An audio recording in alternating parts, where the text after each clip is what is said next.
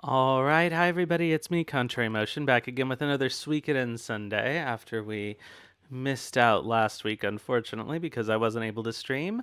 Hello, Night Willow Fox. Yes, the remake is out in 4 days. That's crazy. Unfortunately, now we're a week behind schedule, so we won't be able to play it immediately when it comes out. Well, immediately, a few days after it comes out. But it'll be close. It'll be 1 week delay, which is the best we can do because I can't finish this whole game in one stream. Um, I am off center and it's going to bother me unless I fix it. So let's do that. All right. So we are back with more Suikogaiden. We're going to start Volume 2 today. Last time, Nash experienced the events of Suikoden 2 from behind the scenes. He helped in the successful defense of Green Hill, at least temporarily. And now we're going to join Nash after the events of Suikoden 2 and see what bridges the events between Suikoden 2 and Suikoden 3. So, due to a viewer request, we're going to try to get the scene with Aisha in this playthrough, which means we're going to focus on popularity points. We're also not going to do the B path, which is what we did last time. So that's pretty much that. I guess we'll watch the intro as we always do when we start these games out, and then get right to it.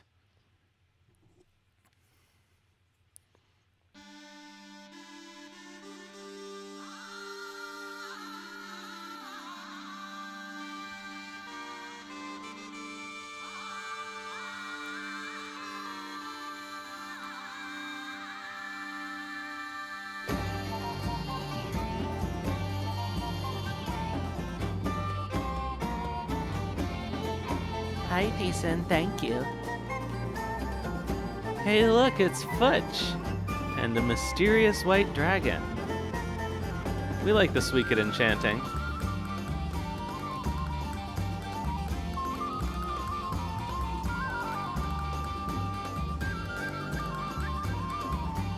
Oh, I hope we get to see Olan punch the dragon out. I don't know if we'll be able to swing the points for it this time.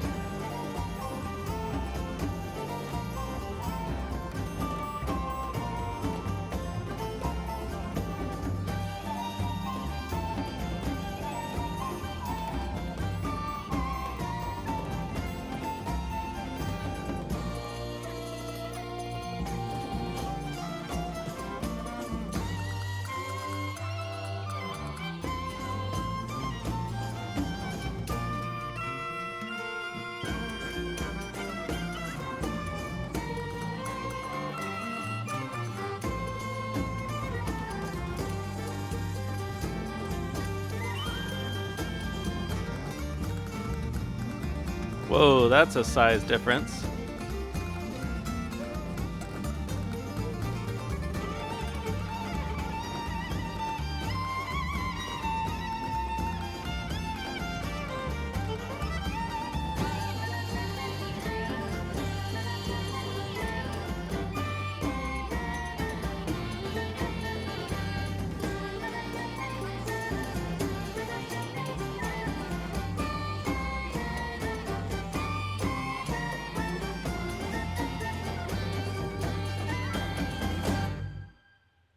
Hooray! Go Nash! Alright, let's start a new game. I did just test. This is the reason I was actually a minute late was because I had to test loading the save data and everything. But it should work. All right, Suikogaiden Volume 1, completion 71%. Suikoden 2 data, yes. Suikoden 1 data, yes. All right, let's go. Hello, HO. Welcome. Oops.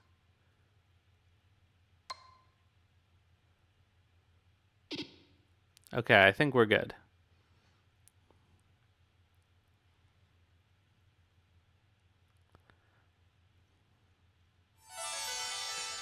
Episode 1, Pride. I didn't know it was June already. I like the new loading thing. They definitely did a better job with this volume.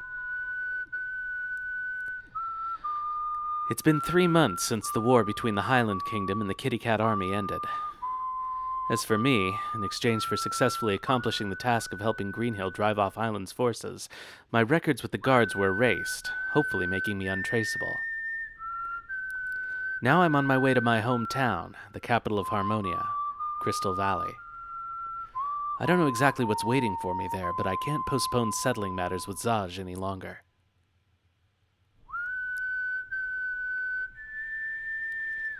Starting from the city of Tinto and going through the grasslands, it should take about 2 weeks to reach Harmonian territory. I should reach the Defense Forces headquarters in Caleria about a week after that. Before crossing the mountains ahead, I decided to stop at a small village. Hopefully I can get some food and medicine here. I just realized that I have some things open that I should close. I didn't do the posts. Let's just do those quickly, and then I can close the browser. As you can tell, I was running right up until the wire. Alright. Let's see if we can get some food and medicine.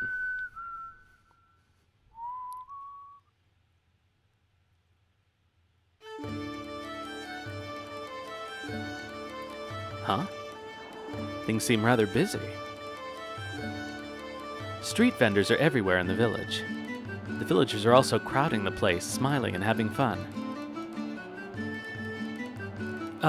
Excuse me, do you have a minute? Yes, how can I help you?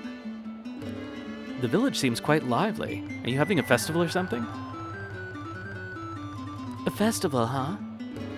It's a little different from that. When the frost thaws and the green starts sprouting again, everyone in the village comes together for a lively feast. Well, it sure sounds like a festival. We call it the Hoof and Grass Flute Feast. Judging by your clothes, I take it you're not from around here. I'm just wandering the grasslands. You look too cool to be a peddler. Maybe a traveling bard? Or maybe you're a spy on a secret mission in the grasslands. No, that's not. Well, in any case, I'm in charge of the cooking today, so please excuse me. Please enjoy your stay here. Yeah, wait a... Sadly, I didn't get to hear her name, but the feast can't start until she's served up her cooking, I guess. Just remembering my travels so far makes my stomach growl, so I'm not one to interrupt.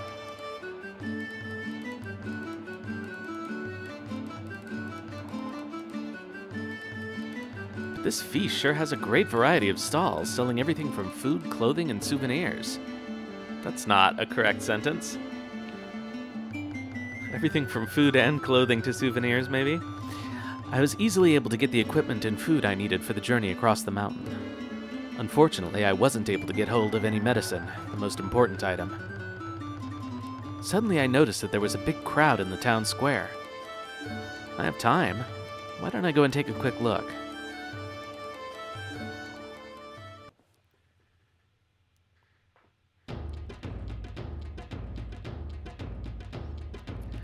Some traveling entertainers are performing their arts for money. Yeah, Rena performs an art for money, that's for sure. It doesn't appear to be a regular part of the festivities. All right, it's time for the next part of the show. Let's see. All right. Hey, you there. You, the guy with the blonde hair. Huh? Do you mean me? Who else would I mean? On a day like this, if you're that immersed in the show, you lose your wallet. Huh? I checked my wallet just to make sure. It seems okay. Everyone around me is checking their wallets as well. Was everything okay? Okay, no more delays. Why don't you help me out here? It's a simple matter. Come, come. Me? It's decided. Well, come over here.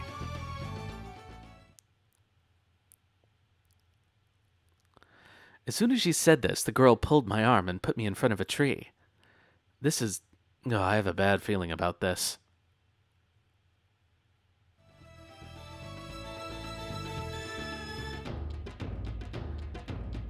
Okay, everyone. Your attention.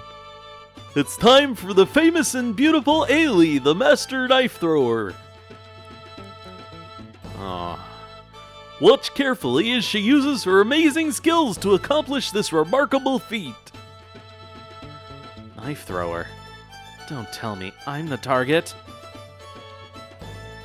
My. Don't tell me a big guy like you's afraid of a little knife. I wouldn't say that. Let's do this then. Here I go. Don't worry, there's no match for my skill. No, wait a minute. A slender girl came walking up to me with a smile on her face, carrying a small unripe watermelon in her hands. She kind of looks like Ailey, the knife thrower. Is this her sister? The girl put the watermelon on my head and whispered softly in my ear. I'm sorry, that girl is just impossible. Just don't move. She's looking a little off today. What? Don't worry. I have some very good medicine available. That's not the problem here. All right, here we go. That's clearly supposed to be Ailey, right? It's impossible for me to escape now. I decided to grit my teeth and prepare for the worst. Ailey carefully begins to aim. Alright, we've got to not move if we want the popularity point. There. The knife grazed my cheek, sinking into the tree. Isn't she supposed to be good at this? Yeah, I've got a good rhythm going here. Hey, can we stop now? I just remembered something I've got to do. It'll be fine. Stop worrying so much. This one'll hit for sure. Ailey's got a dangerous look in her eyes. This is serious. I can tell if she misses now.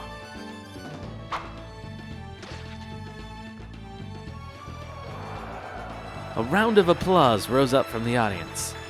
The knife had safely pierced its target. I breathe a sigh of relief as I look at Ailey and her friends. Okay, applause, applause. Please pass your tips over here. Thank you very much. That was Ailey the knife thrower. Thank you very much. If you'd like, I could tell you your fortune. She's really strong-willed. Before I knew it, they'd been surrounded by the audience. By the looks of it, they're going to start their next performance. I can't bear the idea of being the target again. Quietly, I left the area.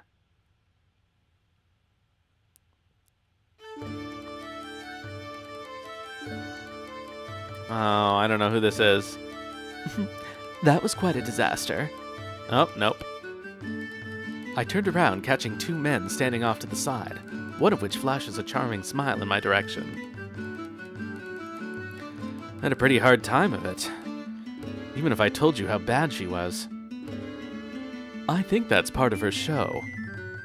To barely miss on the first try, then succeed on the second. The audience really enjoys it. I see, so that's how it is. And here all that cold sweat was for nothing. Looks like those girls are the same as ever. Even when us knights are watching them. Those girls? You've met those performers before? That's right. I'm Miklatov and this is Camus. We fought together with those girls in the war. Camus and Miklatov? Part of the core of the Kitty Cat Army? Originally of the Matilda Knights? Then you're... I hate it when they do this, because I never know what voice to do. I think this is probably Ailey. Oh, there you are. Geez, I was looking all over for you. Huh? Oh, if it isn't Camus and Miklatov. You know this guy? We just met, actually. Your name is... Oh, it's Nash. Nash Latchkey. Nash, huh? Well then, let's go. I just saw a stand selling some tasty-looking cheese pastries. Huh? What the hell for? It's for earlier. I messed up, right? It's an apology. Come on, let's go. Camus, Miklatov, see you later. Oh, right. Really, the same as ever.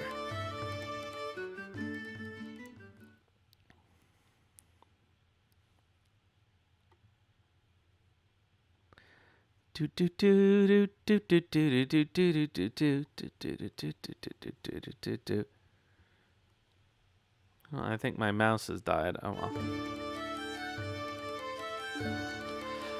We spent the time before the feast walking around the bustling village, stuffing our faces with cheese pastries from the stalls. She seems to be enjoying herself. I have to say, I like this kind of atmosphere.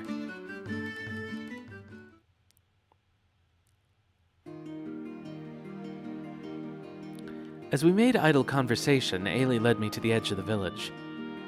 Looking down from the only village on the plateau, the view spread out below us is exceptional. What do you think? Pretty good spot, right? Yeah, it's got a great atmosphere. A place that can wash away all your worries. By the way, have you guys been traveling performers very long? Uh-huh. Mina's my big sister. She's a fortune teller. And then there's Bolgan, he's a fire breather. We've always traveled together. Isn't it tough living as travelers? It is pretty tough, but Sis is really helpful, and Bolgan's always smiling. Thanks to that, I hardly ever notice how hard it is. I see. It must be nice to have comrades to travel with. Do you always travel by yourself? Yeah. Well, I'm the kind of guy who feels most at ease by himself. Where are you guys from?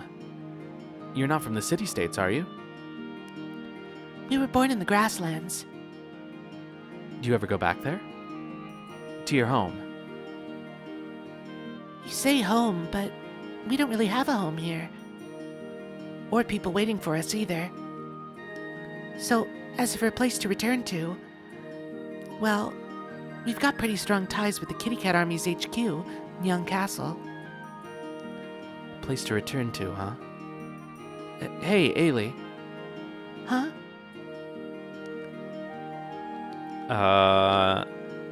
Why'd you join the Alliance Army? Well, lots of reasons, really. I guess you could say things just turned out that way.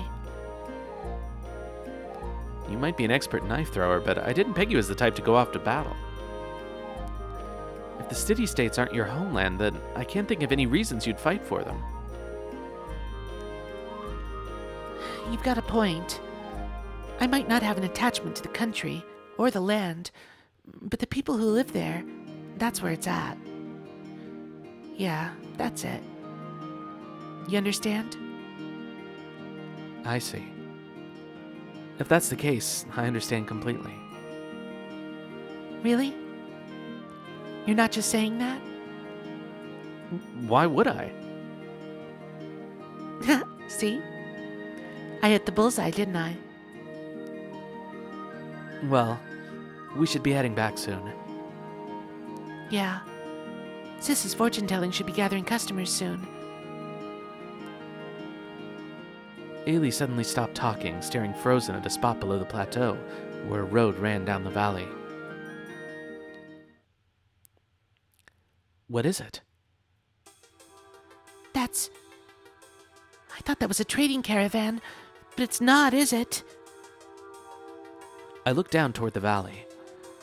Through a break in the grove of trees, I catch a glimpse of a group of figures on horseback. In each of their hands is a weapon. Oh, so they finally showed up. Oh, that's not what Gijimu sounds like. What does Gijimu sound like? I don't even remember. They all had accents this last time, and I remember that. Huh? Who are you? Oh, Gustav asked us to come out here to find out if the legendary Keepers of the Flame really have shown up, see? Looks like we didn't come for nothing. That name the man behind me had just said just now. The group known as the Keepers of the Flame are really well known in the grasslands. From what I'd told, they fought head-to-head with Harmonia's regional army 60 years ago, and even snuck into the one temple and stole a true rune. Since I've come here, I've been hearing a lot of unbelievable stories like that. On top of that, the leader of that gang of bandits held the true fire rune and became known as the Flame Champion. Let's keep it consistent, eh? But that story's more than 50 years old. To have recent rumors of the Firebringer sightings along the border, are they really? And you are? What? You never heard of the great Gijimu of You never heard of the great Gijimu of Lamp Dragon Mountain? Oh no, I can't do that one. Gijimu? Gijimu, it's you. How've you been? Oh, it's the little Missy. You look like you're doing good. Another acquaintance, huh? These guys sure know a lot of people.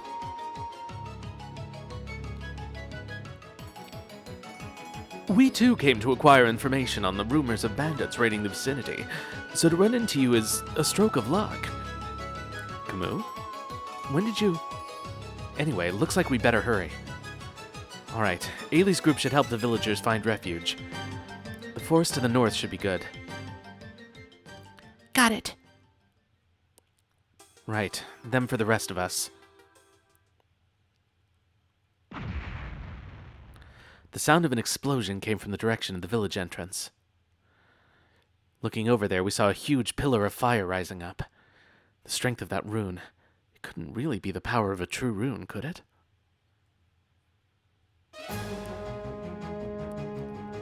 They're coming! Right as Miklatov shouted, the bandits rushed into the village. The square overflowed with screams as the villagers and travelers fell into panic. The bandits split into two groups at the entrance, and the sound of hooves began to echo around the square.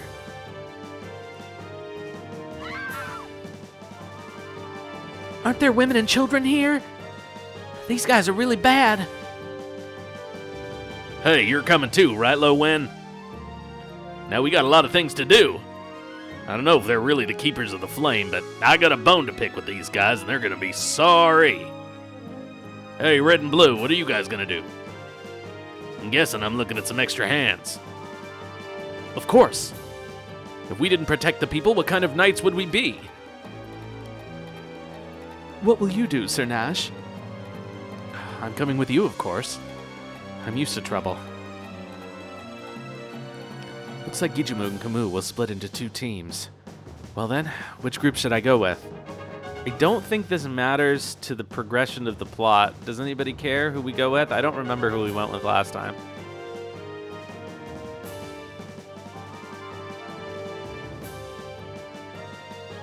My guess is we probably went with Camus and Miklatov. The Lamp Dragon bandits have grown on me, so... Oh, I'm annoyed that my mouse is dead.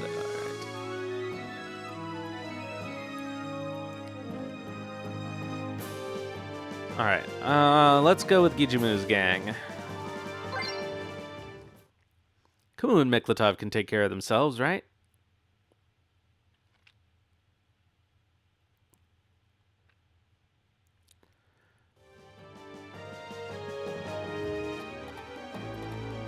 All right, buddy.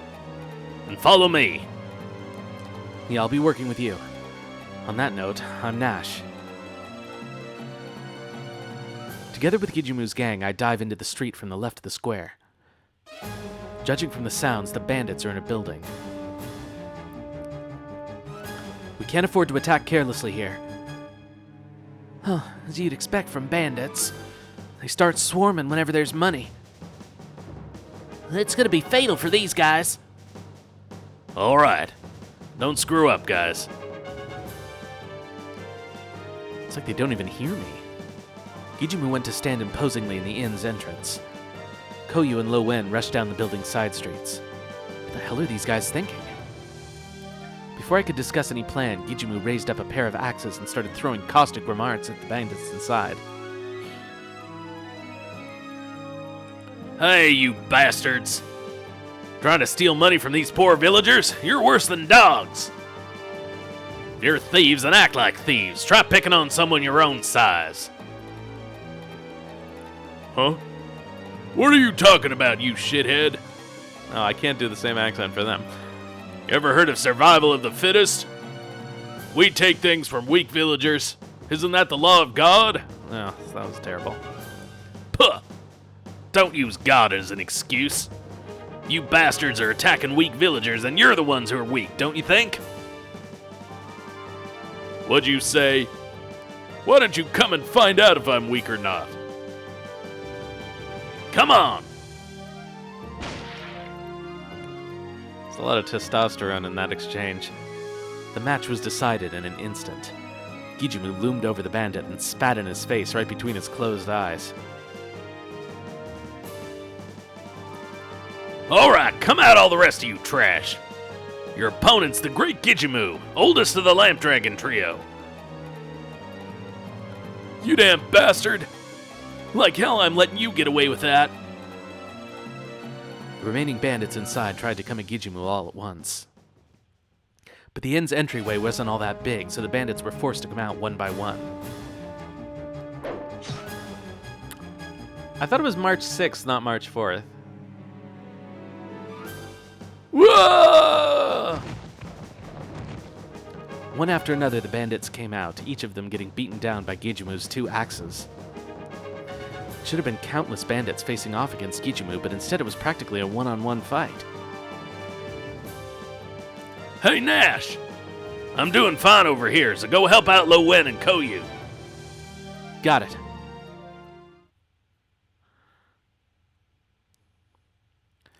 I left Gijimu behind and headed for the inn's back door.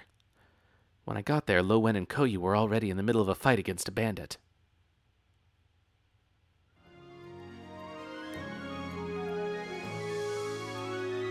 It's gonna be one bandit down. The great Koyu of Lamp Dragon Mountain will make you taste divine punishment.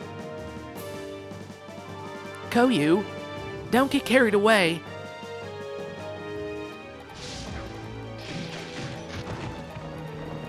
As Koyu distracts the bandit, Lo Wen raises an iron ball and chain, bringing down the finishing blow. It's a stunning display of teamwork. Given the situation, is it ever going to be my turn? You know, I don't think I ever used their Unite attack in the last game.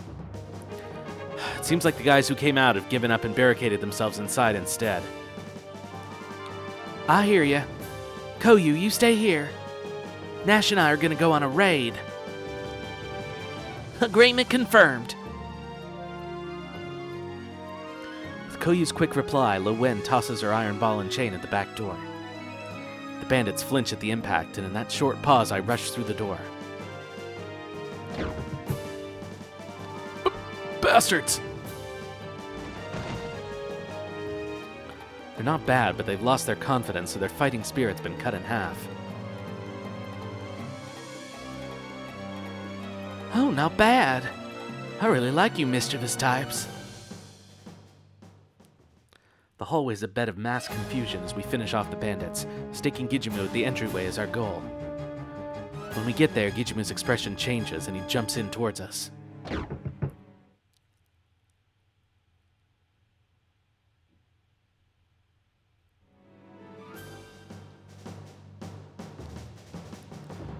This is bad. They've got reinforcements coming. What? How many? I hate to say it, but about 10. And this time we're stuck like mice in a trap. We've got trouble. The back door's blocked.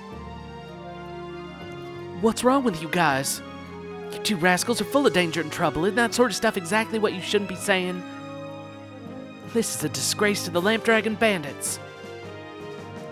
When the reinforcements appear, our positions will be completely reversed. If we don't somehow find a way out of this.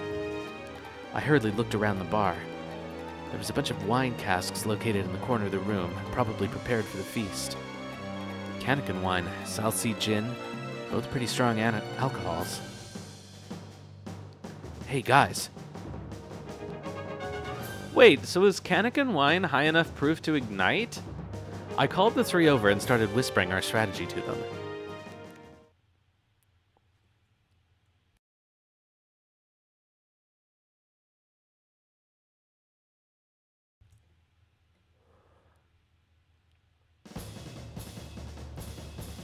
Hey, you bandits over there are immoral, bottom-rung underlings. Earlier, you raised your hands against women and children, didn't you? Jeez, that tit shot. Lo Wen stood in the entryway, yelling loudly at the surrounding bandits. What? Who are you? Don't you know the great Lo Wen of the Lamp Dragon Trio?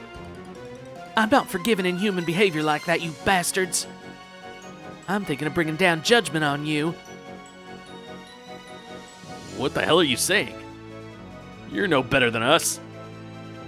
Okay, now.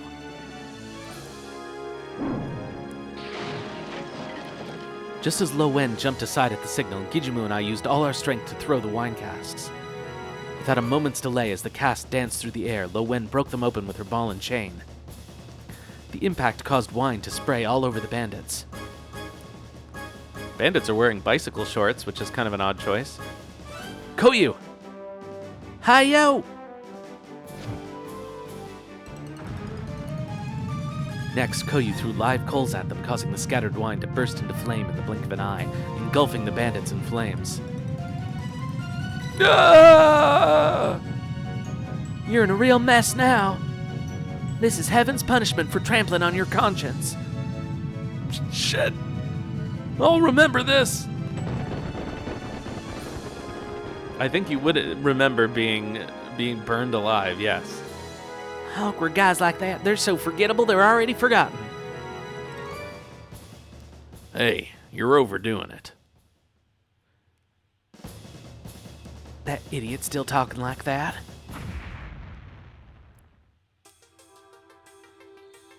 What was that? We looked toward the sound of the explosion and saw a gigantic pillar of fire rising up by the central square. It can't be. There. Huh. Either way, we've already come this far. Those guys are the keepers of the flame, that's fine with me. When they're done messing up this place, they might try to make a pass at Tinto. I'm never going to remember to say Firebringer instead. I'm always going to end up reading the line. Sorry.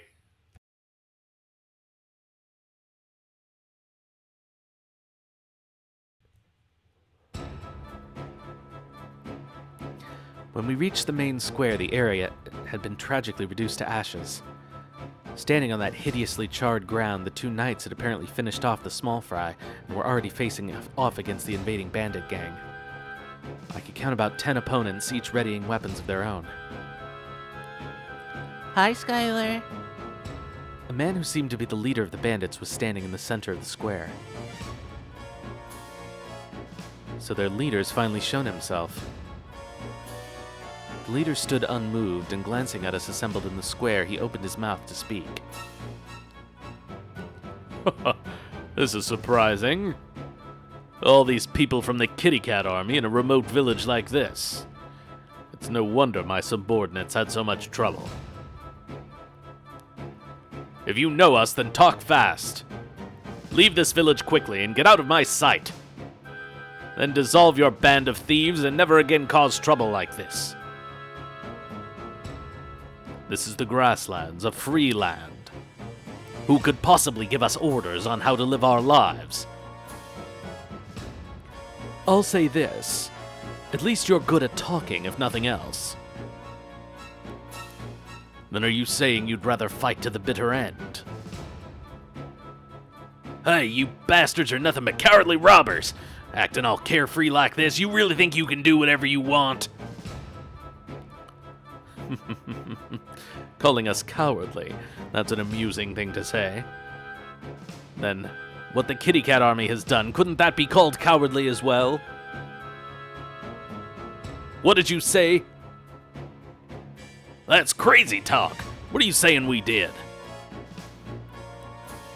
Preaching insincere ideals while committing atrocities behind the scenes like the cowards you are. Do you expect that the Keepers of the Flame to fear you?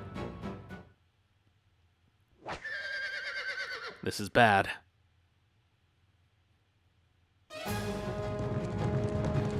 Don't falter.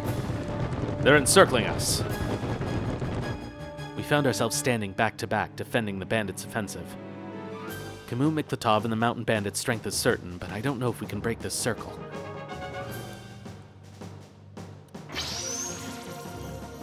This is really bad.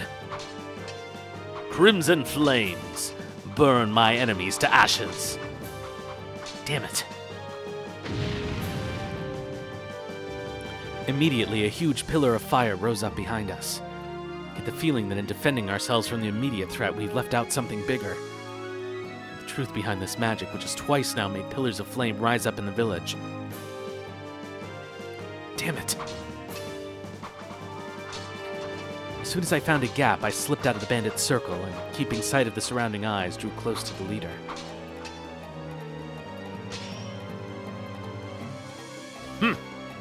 Such impudent behavior. I expect you can use a sword. Magic can't be all you've got. Of course I can. It would have been rather difficult to spread my name across this harsh land if I couldn't. He accompanied his retort with a swing of his sword, which I fended off with a dagger. The moment our swords came together with a scattering of sparks, I shot a spike out of the sleeve of my free hand. Ugh! Gotcha! Boss! Please get away from there now! His subordinates start to intrude on our fight, killing my chances of making a finishing blow. This is bad luck again. Keepers of the Flame, we will entrust our bodies to the fire. If we do so, the flames will surely become our strength.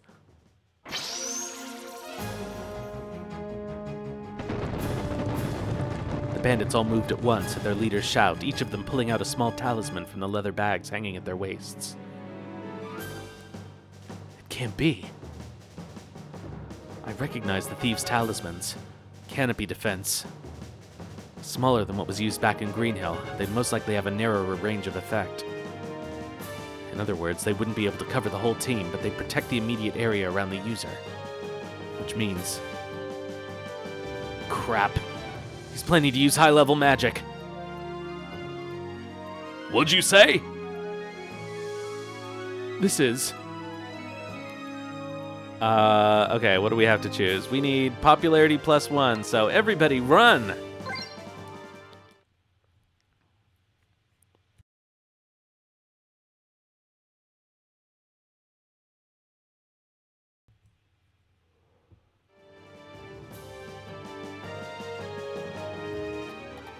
Tch! We're really not in a good spot right now. You can't be planning to turn your backs on the enemy. This is our only chance. Dying in vain isn't a knight's dream, is it? I feel like the translation isn't as polished in this one. Immediately after the leader invoked his spell, a red-hot fireball appeared between us and the bandits. The fireball gradually swelled with an ominous roar, its color changing brightly. This is some really dangerous magic. The fireball swallows up the bandits first, but thanks to the talismans in their hands, they act as if nothing happened. Boy, I wish we could use this in Suikogaiden 3. Without any way to counter the magic, we have no choice but to run away. Scatter! Hurry and run! Koyu and Lo Wen went left out of the main square, with Gijimu and Miklatov going right. Camus and I raced straight on through the square. During that time, the fireball expanded even faster, filling the entire square, searing my back with heat. Damn it! Just how far is it gonna spread? Oh, who is this? I don't know. Yeah! Huh? Oh, Yeah. a woman had fallen in the alley. Oh, that's the girl from... We're coming! I changed course without a moment's delay, rushing toward the woman with Camus close behind. Oh, Maki! Camus. The moment we tried to help her up, pain distorted her face. Camus, forget about me. Hurry and run. What are you saying? I'm not the kind of man to leave you here and run. You should know that. The fireball is approaching fast. The way things are going, I'm probably going to get swallowed up by that ever more powerful fireball along with those two. Isn't there anything I can do? That's it. There's still a way. I rush over to one of the fallen bandits in the alleyway, hurriedly fumbling through the leather bag on his waist. Got it! Just as I thought, there was a talisman in the bag. Camus! Use this! I throw the talisman to Camus. But that's not enough. In order to defend ourselves, we'll need 3 talismans at least. But none of the other bandits lying scattered in the alleyway had a talisman in their bags. Damn it! You're supposed to give them your whole team! If there's only one, that'll be enough. No way! If we do that, there's 2 people going unprotected. When I finally got my hands on more talismans, it was already too late. The fireball swallowed up Camus and Maki in a giant blaze.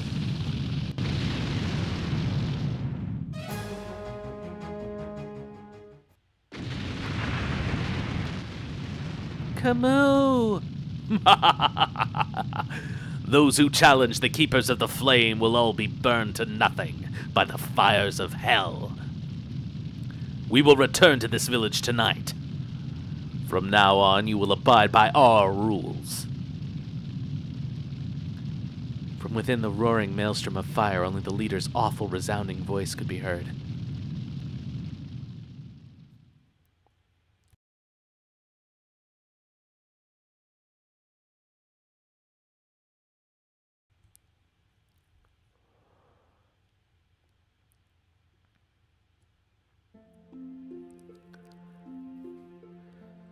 When the leader of the Keepers of the Flame let loose his magic, the village square was completely destroyed, though luckily injuries were kept to a minimum thanks to Ailey's team evacuating the villagers. However... How is he? How's he doing? It's not good. He still hasn't regained consciousness.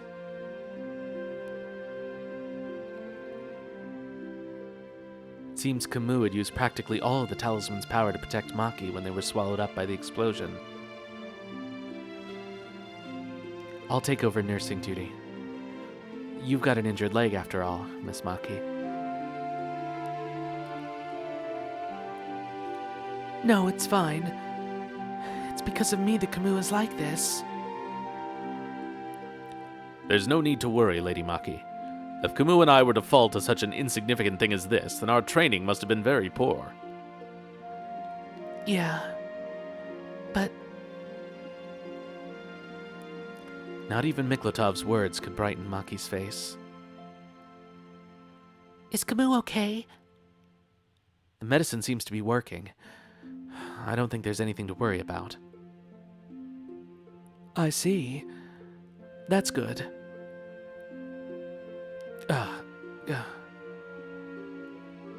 Camus!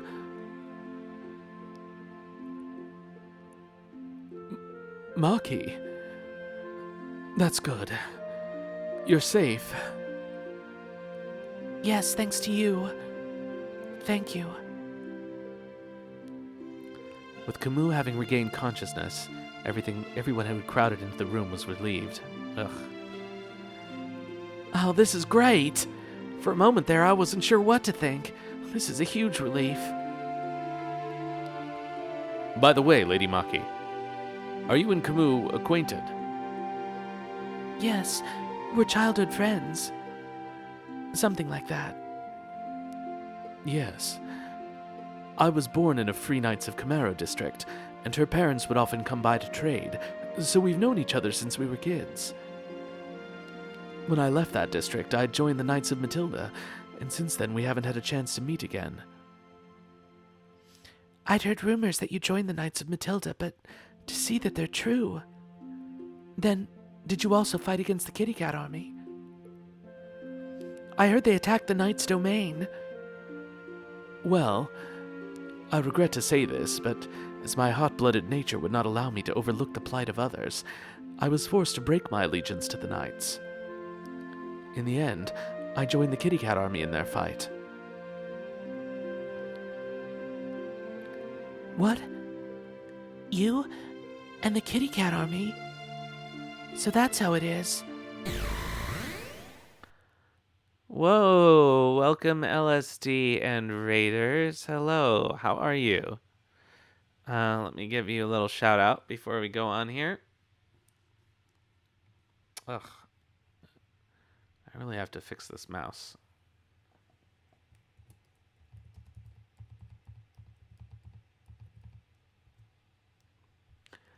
How was Moxie and you were tipsy? Yeah. I only saw your scores on the screen, but I didn't see what the breakdown was. You'll have to let me know later on. I was busy cooking our stroganoff tonight, so I didn't see it. Come on, mouse. There we go.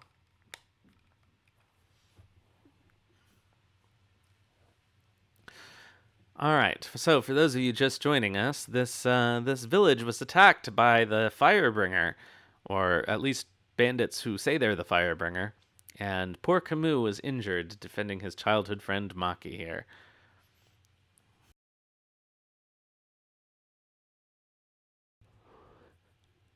Suddenly, Maki's face looked downcast. Her expression seemed to say she'd realized something, and everyone else kept their mouths shut. They were all bothered by the bandit leader's parting words.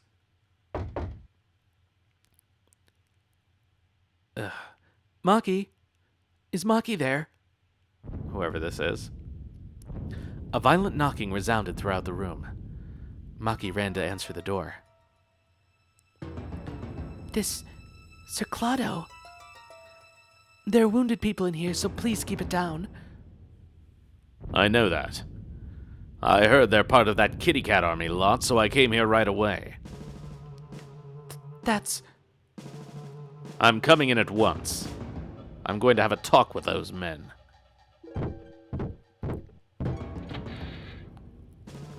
You're part of the Kitty Cat Army? Oh yeah, this is where we get these Camus shirtless scenes. That's right. Excuse my rudeness, but who are you? I'm Claudio, the mayor of this village.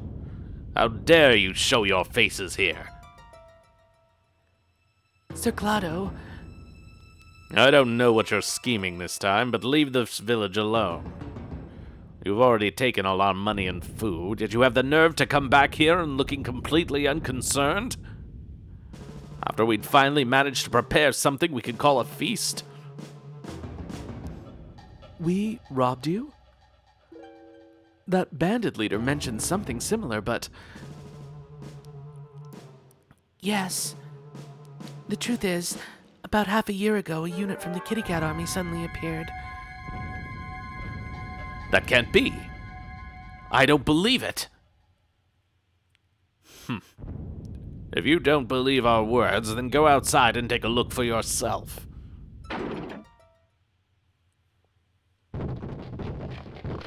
Without a moment's delay, Gijimu's gang flew outside. Miklatov and I rush after them. Kitty Cat Army bastards, get out of our village! Yeah, that's right! Give back the food you stole from us! That's right! My little brother was... by you bastards. What the hell is this? You guys, didn't we just save you guys from those stinking bandits just a while ago? Why are you saying this kind of stuff now? Huh. That was just part of your plan, wasn't it? You bastards. Hello, Tenkai. You understand now? No matter how much unnecessary effort you put into this, we will only find you a nuisance. It would be better for you if you left this place quickly.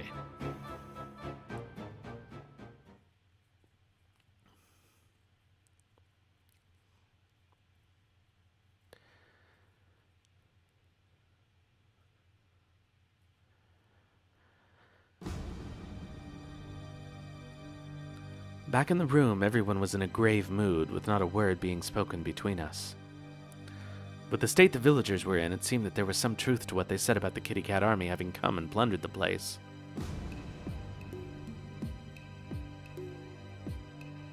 And so they asked themselves what meaning those words held. Well, the villagers were taking shelter, they told me. When Bolgan heard it, he was a little sad. But who the hell was it? Looking like that, I don't know any of my bandits that'd have the guts to pull that off. But, well, the ones who did the looting were from the Kitty Cat army. At least, that's what they called themselves. This area of the grasslands was under the protection of the Knights of Matilda. Then, you all know the Kitty Cat army defeated them. In the confusion, a lot of guys scheming to make a profit may have turned up.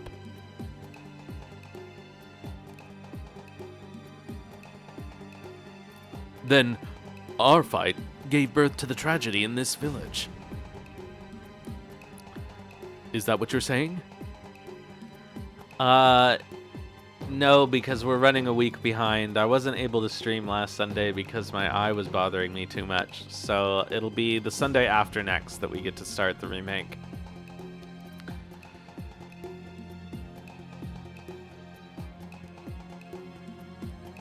That can't be right. His goal was... Ailey, all things have good spots and bad ones too.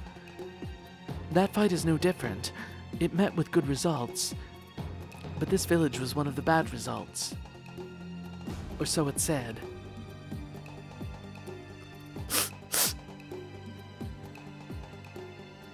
So then, what do we do now? They told us to get out, so do we leave? The mayor, he said something rather strange. Something about unnecessary effort. What do you think he could have meant? I see. So that's how it is, huh? Yeah. What? What is? Well, Sir Claudio, it seems he was planning to pay the bandits tribute just as they wanted him to. But before he could, that fight happened between everyone and the bandits. So then, the battle earlier was... What are you saying? So that sort of thing's what those no-good robbers usually do? You're just gonna overlook the whole thing and give it to them? You gotta be kidding me. Those guys just don't want to spend time looking for the treasure themselves. Seems that way. But if I take the tribute, going together, Boy, yeah, this translation is definitely not as good as Volume 1. It often makes a little less sense. You can't.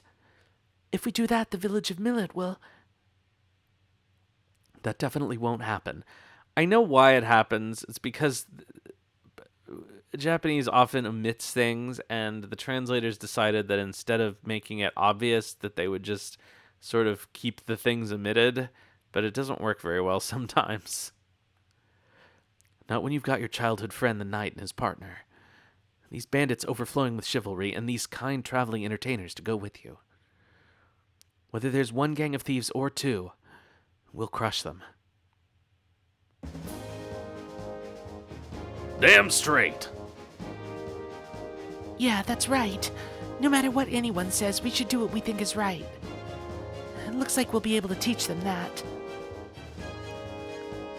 With so many voices together, what we say may come true. On this land, though disgraceful things may certainly have happened, we will dispel this infamy. This is our chance. All right, let's strike while the iron's hot. Us guys will start scouting out the enemy immediately. In the meantime, I'll leave you guys to figure out our strategy. Be careful. Our enemy isn't your average band of thieves. No need to worry. Yours truly are veterans when it comes to mountain walking. There's nobody better than us. Leaving those cheerful words behind, the bandit trio left the room. What should we do then? I got you. If you could find some way to gather the villagers near the forest to the north, that'd be a big help. If they're over there, then if anything happens, they'll be able to take refuge in the woods immediately. No problem. Gathering people is what we do, after all. What about us? You should rest until the battle begins. Your skill with the sword will be most helpful when those guys show up. Now that everyone's got their assigned roles, what should I do? Alright, we're gonna have an ad in a minute anyway, so I'm gonna run it now and take the 3-minute break, and we'll be back with Nash's decision right afterwards.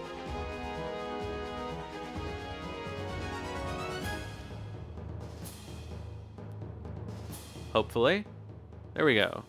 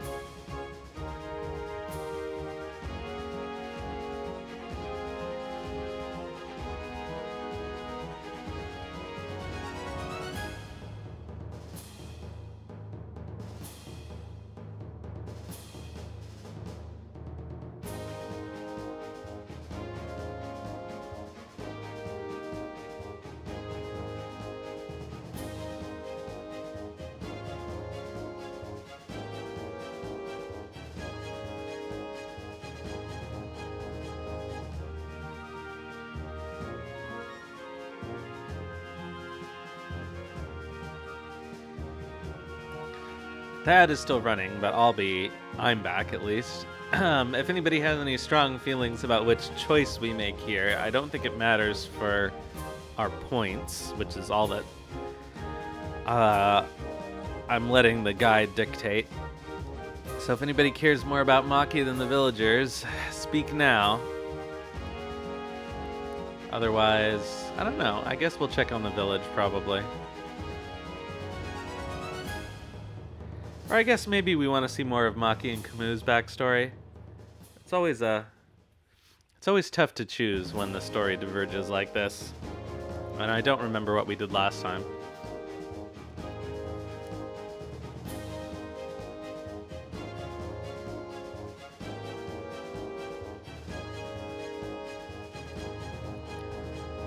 Do do do do do do do. Oh, it's not even the right pitch. Ugh.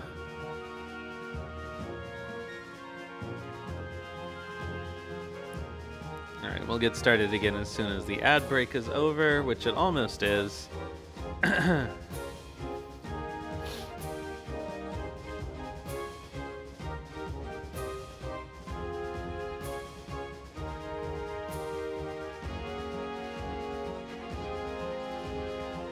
Alright. The ad has ended. We're free for another hour. So, I don't know. I guess we'll see how Maki's doing, eh?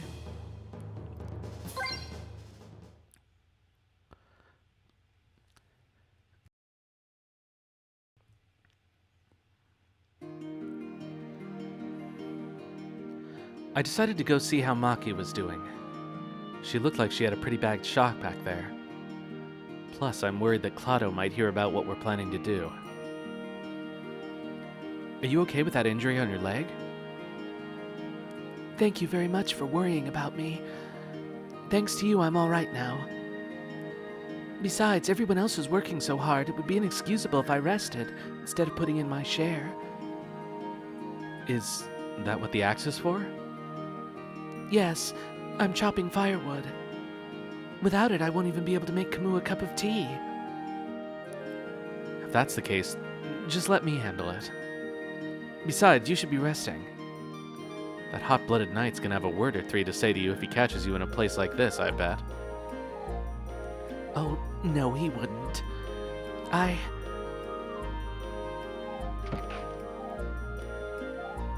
take the axe from Maki and send her back inside the house. If I'm here, I'll know right away if she steps outside. But for the kitty cat army to loot... Hey, Miklatov, I wonder if casting aside our allegiance to the Knights of Matilda was really the right thing to do. That time, our knight emblems were...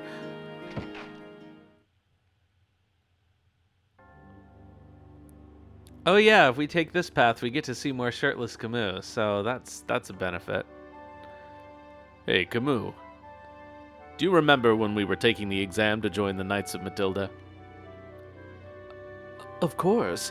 It was my first time seeing a man so nervous that his teeth were chattering. Don't make fun of me. For me, that was the critical moment when I could finally turn my dreams into reality. You always did overthink things with that seriousness of yours. The enrollment exams don't prohibit multiple tries, you know. Hello, Sadie. What are you saying? If I failed, I would have been forced to wait until the next year.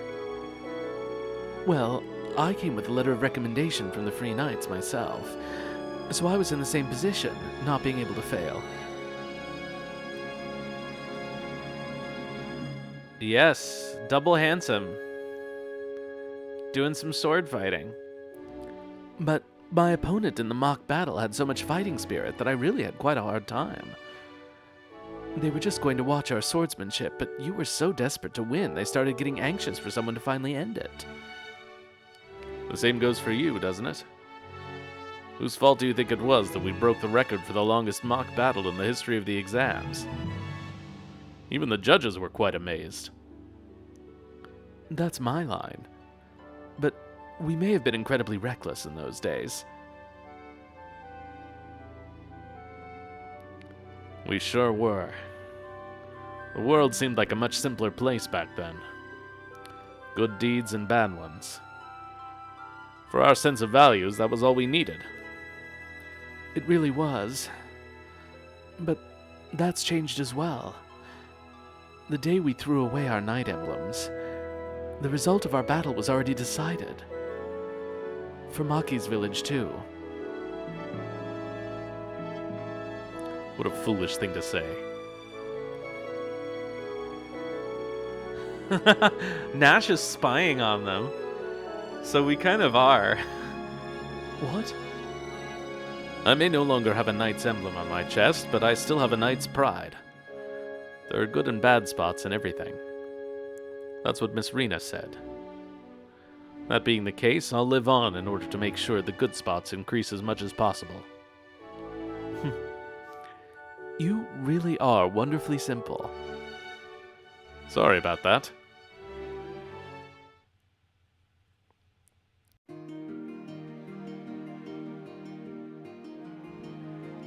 Mr. Nash, have you finished? Huh? Oh, you were eavesdropping on their conversation, weren't you? Ah, well... Just wait a minute. I'll finish chopping the firewood in a flash.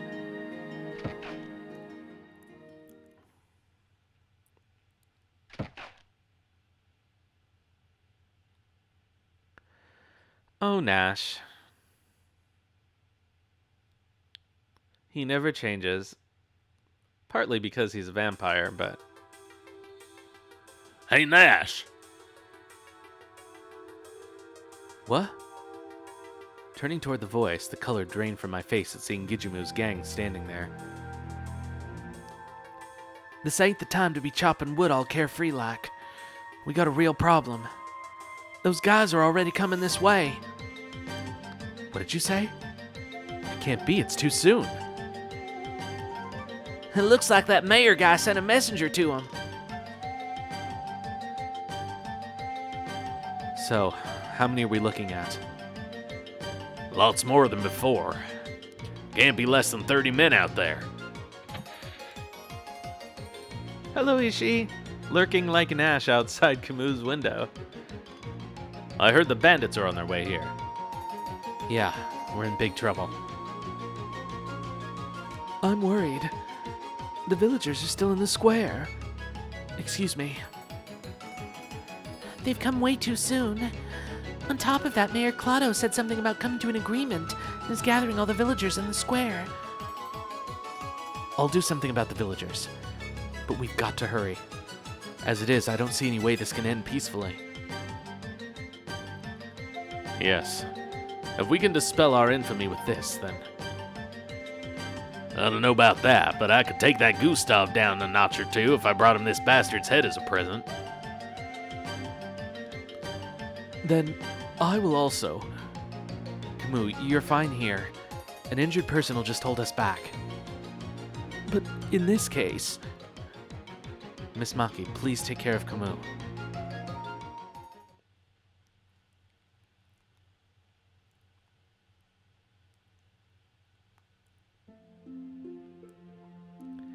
Camus, Maki, I absolutely must go. Even without the knight's emblem on my chest, my pride as a knight remains. Those were the words of my troublesome partner. Camus, of course you... I'm sorry, Maki. Honestly, it's the same as that other time. Maki,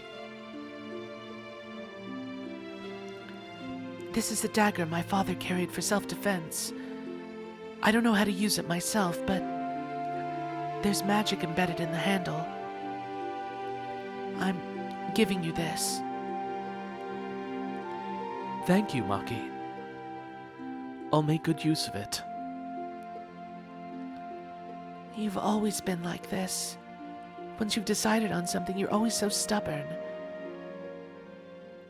I don't even know if you need to stream them on easy mode. They're not difficult games. There is a hard mode, though.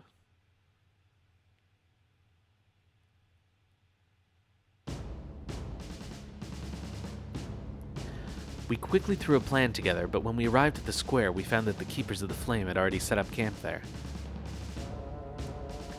Looking at this, I'd guess that talk about giving tribute to the bandits was true.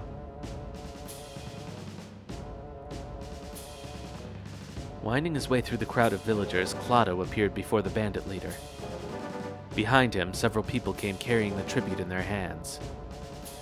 Having laid the goods on the ground, Claudio prostrated himself there. My lord Flame Champion, we the people of the village of Millet humbly obey your words. Please give this village your divine protection from now on. This is all the tribute you have. What a pitifully poor village. What's he looking so proud of himself for? Shh! They'll hear you. More importantly, everybody, take your places. I'll give the signal when it's time. When I do, begin following the plan. Everyone slipped into the crowd and disappeared. As As I waited for the right timing, I listened closely to the leader and Claudo's conversation. You've gone through a lot of trouble. I'll be taking this tribute then. The leader signaled a subordinate who carried off the tribute. I think that was "you've gone to a lot of trouble" was like a stock phrase meaning like thank you. This is a man calling himself the Flame Champion, leader of the Firebringer.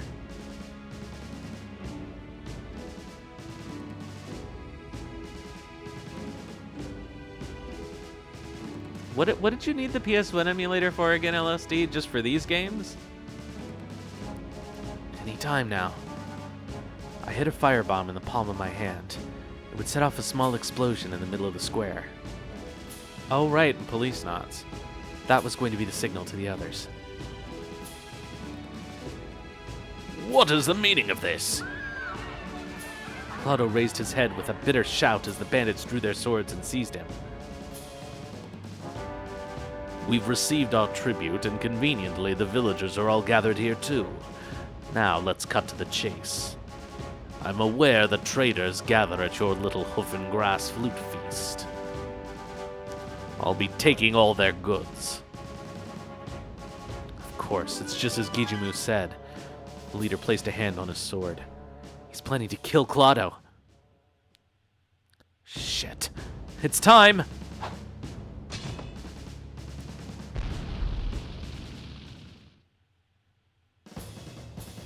The firebomb I threw was knocked down by the leader's sword, but at the moment it fell, small columns of fire and white smoke spread around the area.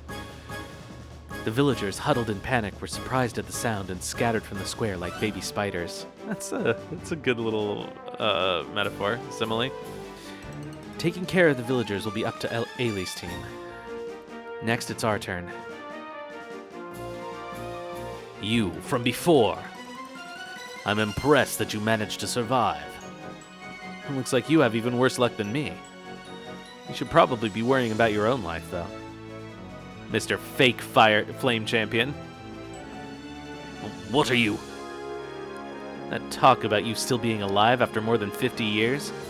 It's a fairy tale. Fool. The true fire rune dwells within me. Those who wield the 27 true runes are bestowed with the power of everlasting youth. Those pillars of fire before were supposed to be the power of one of the 27 true runes? Give me a break. You don't know much about the world, do you dumb bastard? That's right. If I compare that magic from earlier with the sinister power I've seen before, this is mere child's play. How cheeky, coming from someone pretending to be a blue knight. Take this! The bandits lashed at their horses and came rushing towards us. Following our plan, we turned our backs to them and ran in different directions. Hold it! You trying to run away? We continued running as the bandits shouted after us. Before long, we'd run past the area devastated by the fire and onto a narrow street of clean buildings. Koyu! Here they come! All right.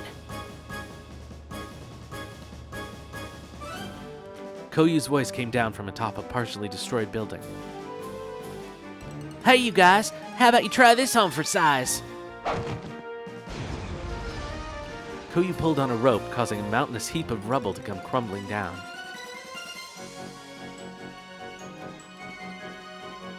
That is correct.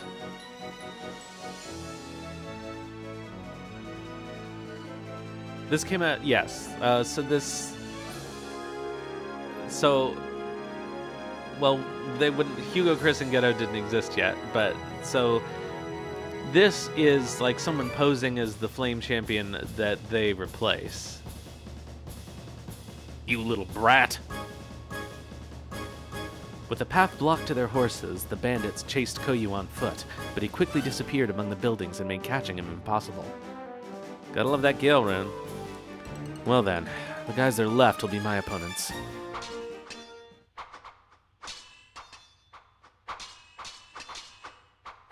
This character, yeah, only exists in this game. Well, that should do it. Everything's good on my end, too. Let's go to where Big Bro Gijamu is. Whoa! You bastards! Haven't you heard of Gijamu with the Lamp Dragon Bandits? You're not getting past me! Gijamu was blocking the way to the door of a building, fending off the bandits' attacks. Bro? Don't tell me splitting up was a bad plan after all. In that case, I threw a smoke bomb without a moment's delay.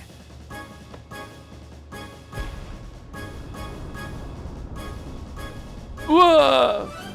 The hell is this? You sneaky bastard! Where'd you run off to? While the bandits were stumbling around, we joined up with Gijamu. Bro! Are you okay? Bro! Yeah, somehow. What about Lo Wen? What happened to that spirited lady? Jeez, come on, guys, write a little better. We screwed up. Lo Wen was shouting all mad like when an arrow came flying straight at her. And there we go. Then somehow I ended up fighting these guys who were hiding in this building. As the smoke screen began to disappear, the ring of bandits closed in on us. Looks like there's about 15 of them at a glance. With just me and Koyu and an injured Gijamu, that might be a little tough. We can't just abandon Lo Wen and one. On top of that, I'm worried about leaving Miklotov by himself much longer.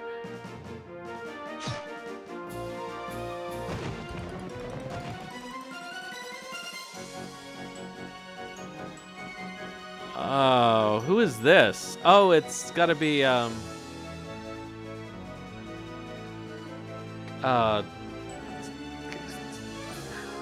can picture his face. I was thinking of getting souvenirs for my wife and son before going back to Zexen, but is the feast already over? Who are you? Nobody at all. I'm just a humble mercenary. Gilbert. That's his name. That's not his voice, though. What did I do for Gilbert? I don't even remember. If it isn't Gijamu and Koyu. Are these bandits your friends? If that's the case, then sorry. Some of them came at me, so I ended up killing them. It's old man Gilbert. What the hell? Another acquaintance? These guys aren't anything like our friends. Sure seems that way. So they're enemies then. I've been thinking of retiring, but I suppose I'll be lending a hand one last time. This is the only time Gilbert ever participates in a party battle, I guess. Don't overdo it, Gilbert, you old geezer. We're not giving out any rewards. What? I've got no problem with that. I learned a few things in the last battle or two. Besides, these guys seem like they might be really loaded. Well, in that case, we'll be counting on you then. I'm heading on over to Miklotov.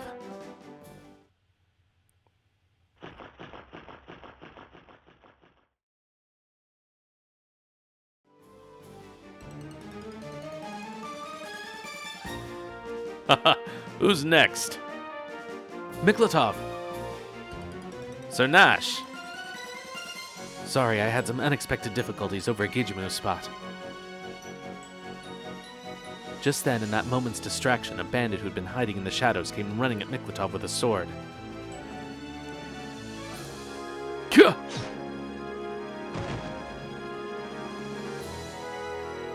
You're a troublesome fellow, despite always telling me not to let my guard down.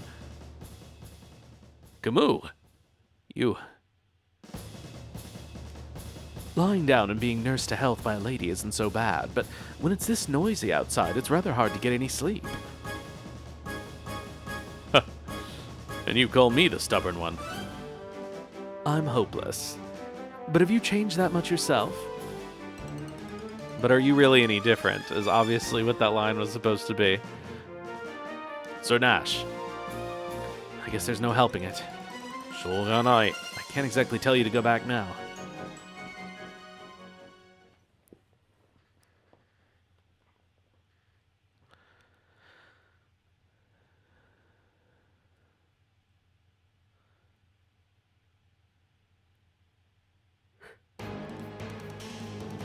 So, the lowlifes have returned. Kijumu should be taking care of your subordinates that left the square. Splitting your troops up that much isn't a good plan, you know. I don't suppose you'd like to surrender quietly. You think you have me cornered? Don't make me laugh. What do you... The leader placed his left hand on the back of his right. He's planning to use that fire magic. You think we'll let you do that? Miklatov picked up momentum and ran at the leader with his sword, but the nearby bandits quickly spurred their horses, and Miklatov and I were quickly cornered. It seems the leader has some skilled underlings on hand. It will be impossible to just kick them over in one go. Meanwhile, the leader's right hand has started glowing red. Before he releases that power... Crap! At this rate... It doesn't look like the bandits will allow us to retreat even a single step.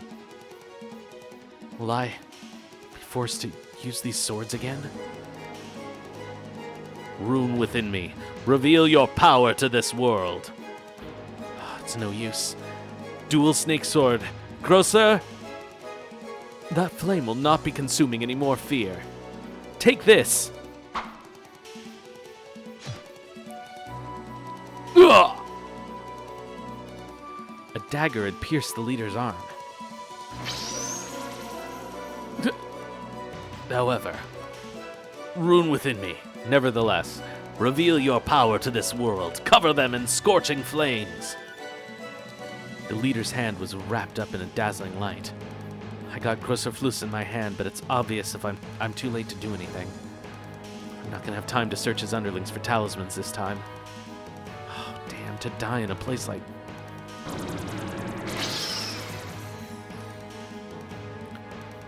What is this? What? My magic! It works really well, doesn't it? Take a close look at the rune embedded in that dagger. What? Yeah, this... a silence rune. Now then, with this your magic has been sealed. Your subordinates have been dispatched as well. What will you do, Lord Fire Hero, Flame Champion? Damn you, if it's come to this. The leader unsheathed his sword. At the same time, Camus and Miklatov turned their swords to point at him. Your misdeeds will end here. For our knight's pride and for the honor of the Kitty Cat Army. Accept this punishment for the sin of injuring a lady's leg. Take this! The two start running at the leader. His lunge at Miklatov was parried. As they raised him overhead, the two men's swords seemed to shine. The leader's whole body was wrapped up in that cross of light.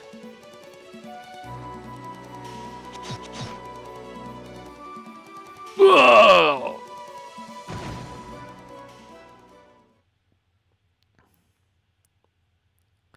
Got him.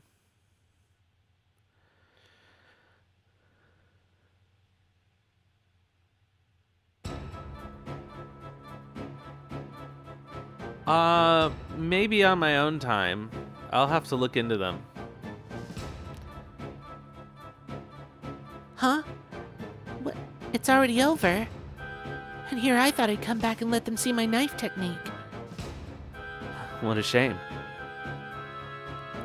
Ailey's group who had helped the villagers escape, and Gijimu's gang who'd taken care of the small fry had all come back. So that's the end of that. Big Sis Lowen's injury's shallow, too.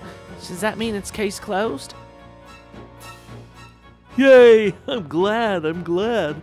Polgan's happy. There aren't many injured villagers either. They'll be safe for now. I see. That's good. Oh, and so this guy was the head of the bandit gang, huh? Come on, you. Let's see what kind of face he's got. With those quick words, Koyu tore off the leader's mask. It was Old Man Simpson all along. And I would have gotten away with it too if it weren't for you nosy kids. Him? You know him? This man, his name is Clant. He was the head of the White Knights and Gerudo's right-hand man. Like me, he wielded a fire rune. Holy cow! In that case, I'd heard rumors that Clant had deserted when the Kitty Cat army assaulted the Knights of Matilda's domain. But to escape to the grasslands and trick people with the Firebringer, I'll never be able to do that. Indeed, he'd used the same sword style that Camus and Miklatov use. I should have recognized it, especially if he's a former Knight of Matilda. The two of them looked down at Clant with the bitter looks on their faces. The Kitty Cat army defeated the Highland Royal Army and brought peace to the land. But on the other side of the story, with the defeat of the Knights, remnants of the Kitty Cat army started pillaging. Well, that's war for you. Whatever the reason is, where war occurs, there are people who will die and people who will cry for it. Yeah, the writing quality is definitely like one level lower for this one for whatever reason. I guess maybe they just didn't have time to do as much editing.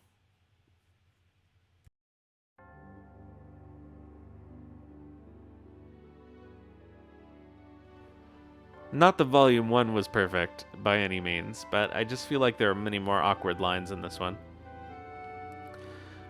The grassland sky was a clear blue, and under that blue sky we were getting ready to go our separate ways. Although we defended them from the bandits' raid, the villagers' feelings didn't seem to have changed much. In the end, I guess they just saw it as a dispute between bandits. Camus, Gijimu, and Lo Wen were completely healed thanks to medicine offered by the villagers. Hey Nash, if you ever get a break, come and stop by Tinto. Sure. But you're leaving already? I gotta go tell that bastard Gustav all about our heroic deeds this time around.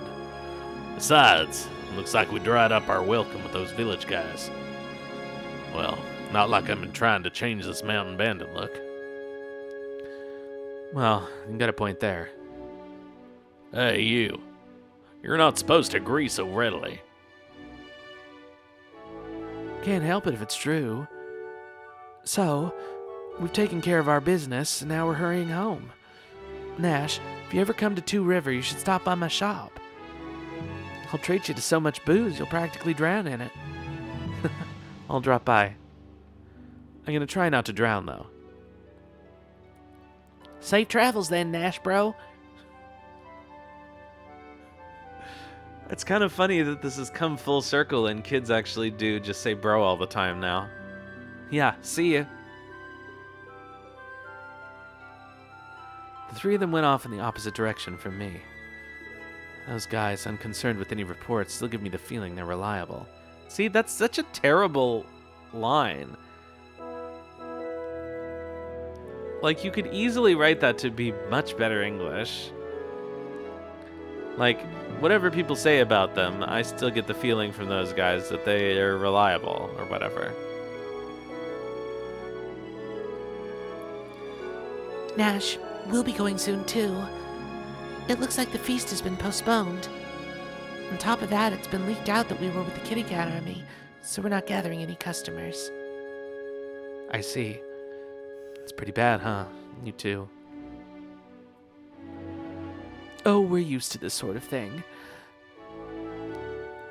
That's right. Whatever happens, Bolgan is happy. Nash, you're going back to Harmonia, right? That's too bad. We're going somewhere else. Yeah, wait, how do you know that? How indeed.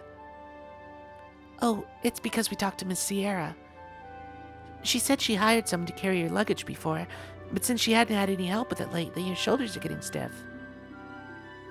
She said it was a blonde skirt chaser named Nash from Harmonia. A blonde skirt chaser? I knew it, it was you. When I heard your name was Nash, it was like a light came on in my head. This is the guy, I thought. Hey. Now then, please excuse us. Let's meet again sometime. See you later, Nash. With smiles on their faces, they left as well. Without a place to go back to, they're kind of like me. No, for me it's... And then, as I began to follow the road north, I heard the voices of Maki and the two knights. Mr. Nash, so you're leaving already as well? Yeah, that's right. Originally, I only stopped here for some shopping. It was just for a little while, but it turned into a really serious situation. Either way, it's nice of you to come see me off, Miss Maki. Sir Nash, why... Maki, it would be better for you to return to the village. If you're seen with us, it'll be difficult for you to stay here. Isn't that right, Lord Nash? True enough. It's pretty disappointing to have to turn down a beautiful lady's farewell, though. That's... Miklatov, we should get going as well. Right. But your wounds... What, it's just a few scrapes? Mr. Nash, I'll be seeing you off anyway if you don't mind. Moreover, Camus, please stay at my house until your wounds are healed. But Maki, in this situation... No. Everyone is our village. Even though there was no reason for you to come back, even though you saved me, I didn't do anything. Besides, the Kitty Cat Army did more than just pillage this village. I think they understand that someday. So I was thinking, that sort of fight is worth fighting, isn't it? In that case, I'll gratefully accept your send-off. Usually I'm either running away or being chased. Oh. This is Nash. Oops. In that case, I'll gratefully accept your send-off. Usually I'm either running away or being chased, so I'm used to having to sneak out to places. It's been a while since I had something like this. Huh? See you later, Camus. I'm guessing what Maki said isn't your sole reason for fighting. That's... Bye then.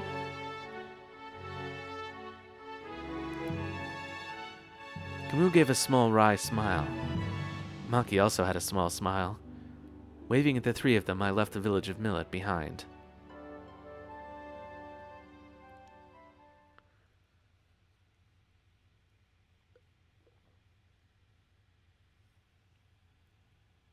Oh my.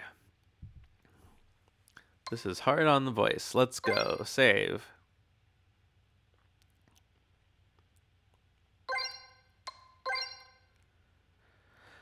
And moving on to chapter 2.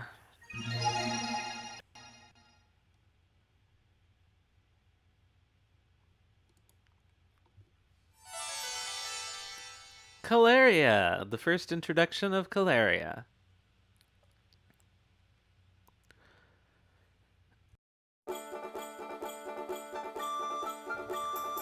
Caleria. The Holy Kingdom of Harmonia's Southern Frontier Defense Force, to which I'm still ostensibly affiliated, makes its home here, in this town situated upon the boundary between Harmonia and the grasslands.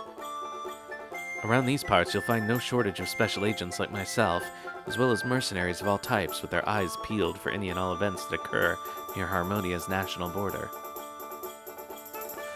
In recent years, with the Gate Rune War and the chaos in the city-states, the military operations have seen a steep increase. Well then, what should I do? You finally showed up, Nash. It was worth waiting around. Turning to meet the voice, I was met by a most unexpected face. Why? I didn't think there were still any people out there who cared about what I got up to. So, where are you headed? To finish your mission? Or... You gonna stand in my way? If you plan on holding me back, you'd better be ready to go through hell for it. Just like old times. I know better than to think the little latchkey boy would stop and listen to what I have to say. I figured that much out years ago. Then why are you here, Lena? This woman is Lena Safina, daughter of the Safina family. She served as a member of the Temple Guards for longer than I, and is mine and Julie's aunt. The Safina family is a branch of the Latchkey family, and while she may only be 3 years older than I am, I've never really been able to deal with her all that well. Okay, we're focusing on popularity points, so Temple Guard. What's a Temple Guard like you doing here?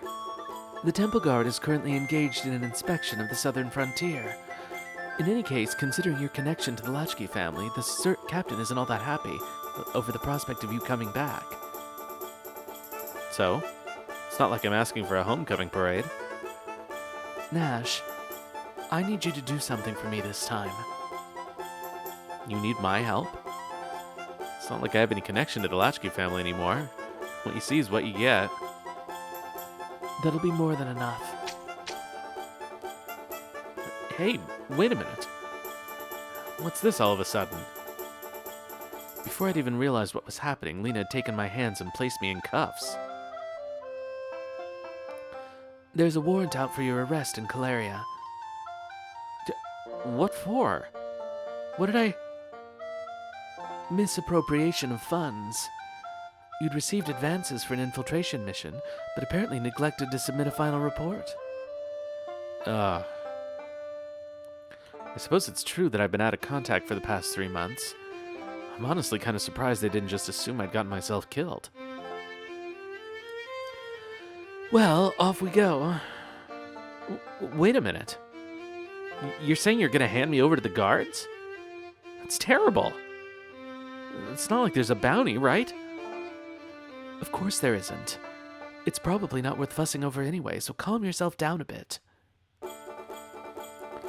You should be fine after explaining the situation and submitting a lengthy written apology.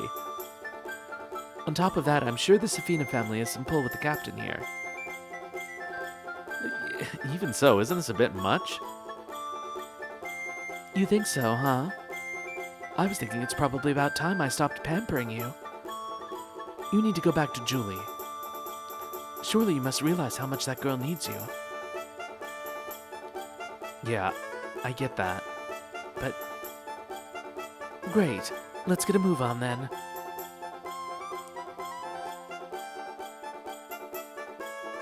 Man, I just can't deal with this woman. That's what came to mind as I was dragged away.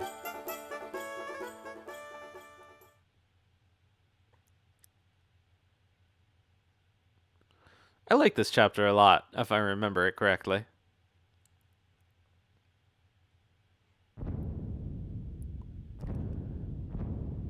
Will Barge, is Caleria's fortress to your liking? It's the very definition of comfort.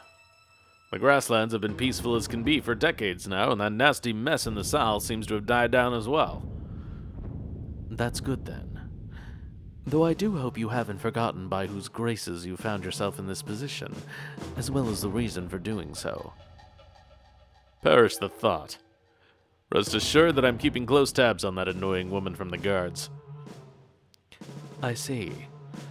So where is she now?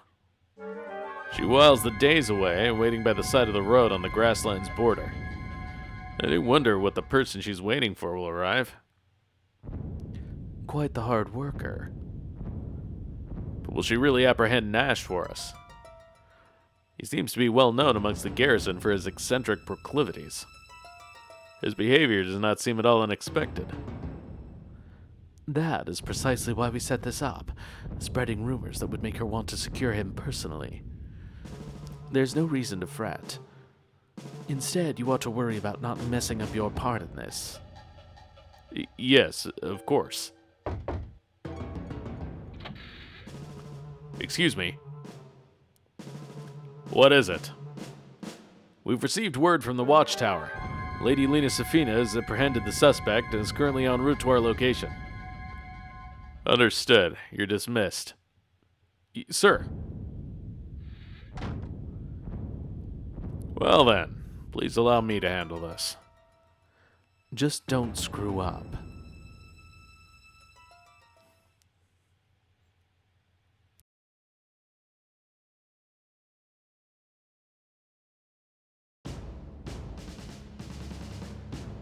Lena Safina, Vice Captain of the Temple Guard's 2nd Unit. I've apprehended the suspect. I'd like to report directly to Lord Barge. Might I request an audience? Acting Commander Barge, correct? I'll send a messenger. Please wait a moment. Huh? Wait a minute. What do you mean, acting commander? What happened to Captain Bandham? Captain Bandham is currently absent.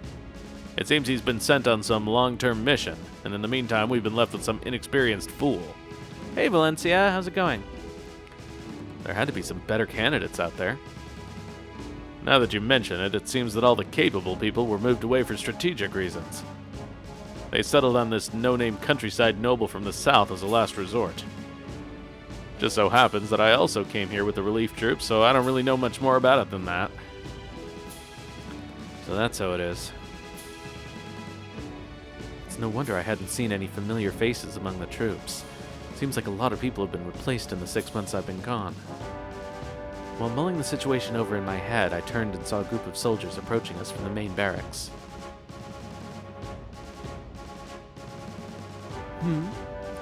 What are you plotting? You're not getting yourself out of this. What about them? The group of soldiers were approaching us with their blades drawn, looking in my direction with daggers in their eyes. I'm handing over a prisoner accused of disobeying orders. It's only natural for them to be apprehensive. I always did think the best of everyone. And you worry too much. I hope you're right. Lady Lena, congratulations on successfully completing your mission. Thanks. Please inform Lord Barge that I'll be sitting in on the suspect's inquiry. That won't be necessary. The soldiers quickly spread out around us, and Lena and I found ourselves completely surrounded. Looks like that hunch of mine wasn't so far off the mark. What's the meaning of this? Your cooperation in this matter will no longer be required, Lady Lena. How Nash Latchkey will be dealt with from here on out will be left to the discretion of the garrison. What are you saying? This isn't what we agreed on. I don't know anything about that. The only orders we received from Lord Barge were to take custody of Nash Latchkey, after all. What's going on here?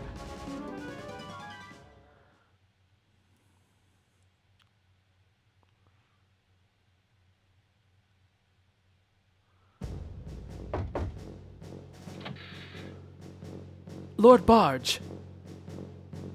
Lady Lena, thank you kindly for your assistance in apprehending the suspect. You can leave the rest to us. Please return to Crystal Valley now. Lord Barge, what are you saying? Isn't this treatment a bit extreme for something like misappropriation of funds? And did I not have your word that I could sit in on his inquiry? The circumstances have changed. What? It was, as you said, originally just a case of misappropriation of funds, but some new information has come to our attention. What are you saying?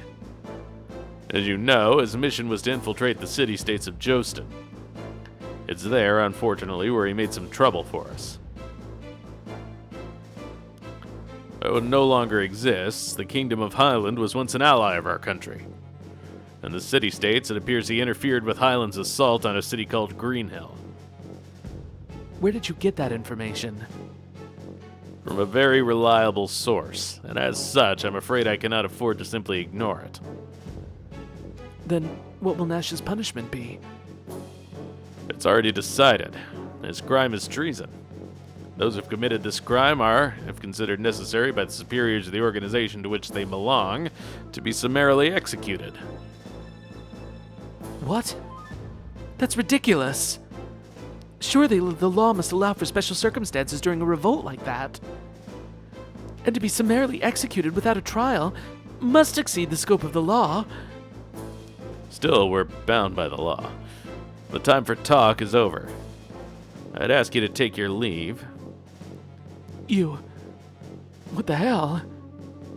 We've been indebted to the Safina family for a long time now. I'm not ignorant of that fact. However, what matters most now is the present. It would be a most grave error to align yourself with any persons connected to the Latchkeys, former leaders of the People's Faction. You bastard! You had this plan from the start! Did I? I'm simply relieved that I've been able to fulfill the role I was given. Who? Who's responsible for this? That I cannot say. Nash Latchkey will be executed tomorrow morning, so if you hope to exchange parting words, I suggest you do so sooner rather than later.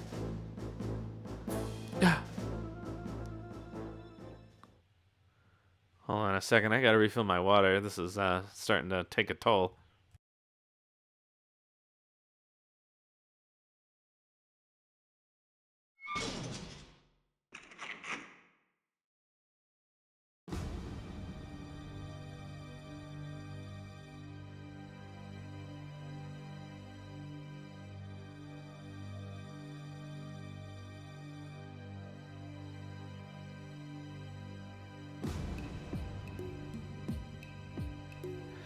Okay. Oh, I should drink the water too, eh?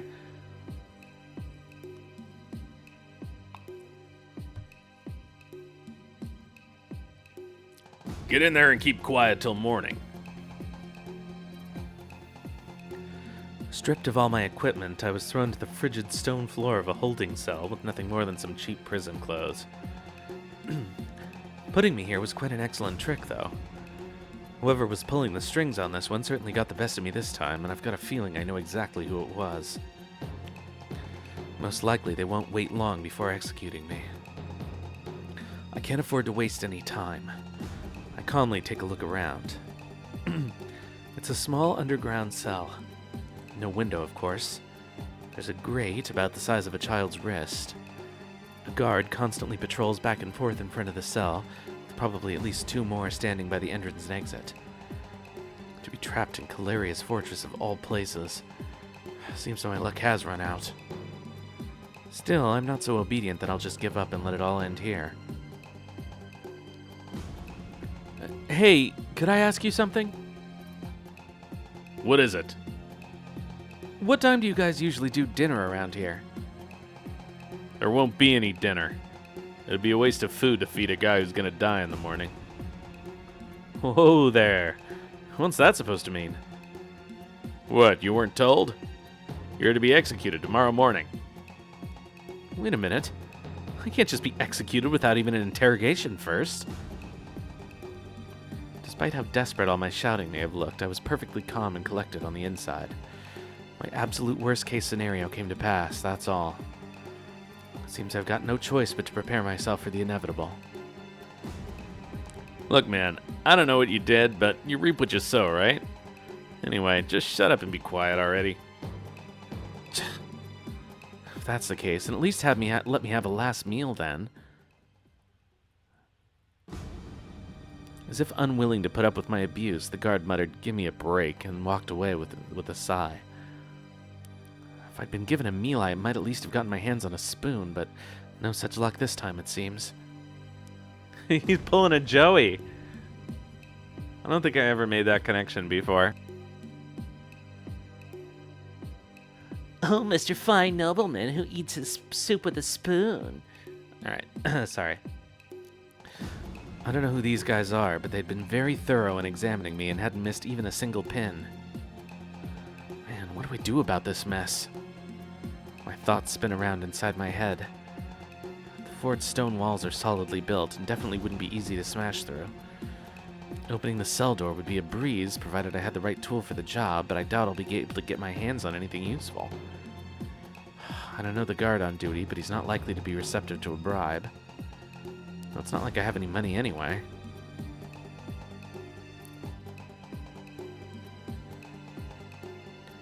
I only have one night to escape from here. This might be the end. Just as I began to give up hope, I heard someone coming down the stairs.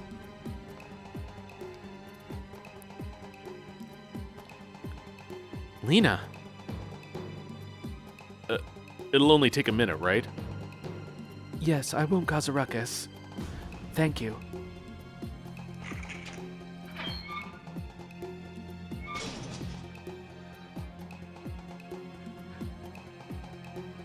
Nash,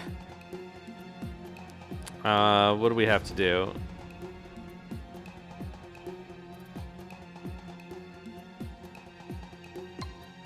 Okay, so this costs 0 luck points as long as our popularity is high enough, which it is. Come to laugh at my expense? Nash, Lena.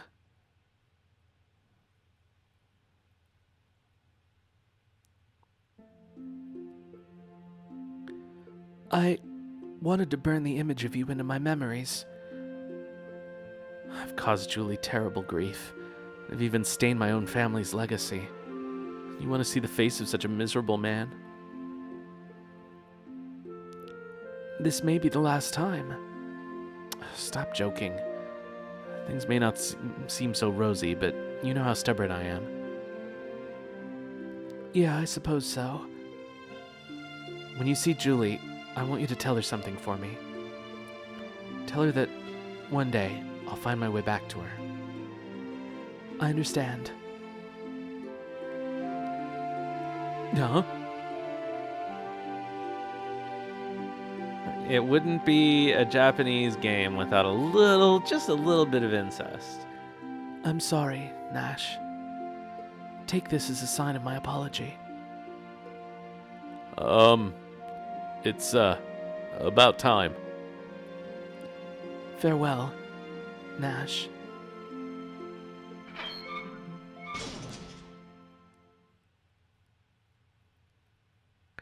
I sat there stunned, watching as Lena's figure slowly disappeared back up the stairs.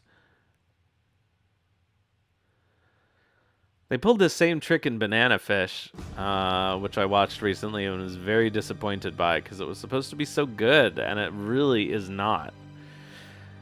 It looks like the guards have been replaced by the night shift. Their dedication towards keeping an eye on me all night is certainly admirable. But I'm kind of in a hurry here.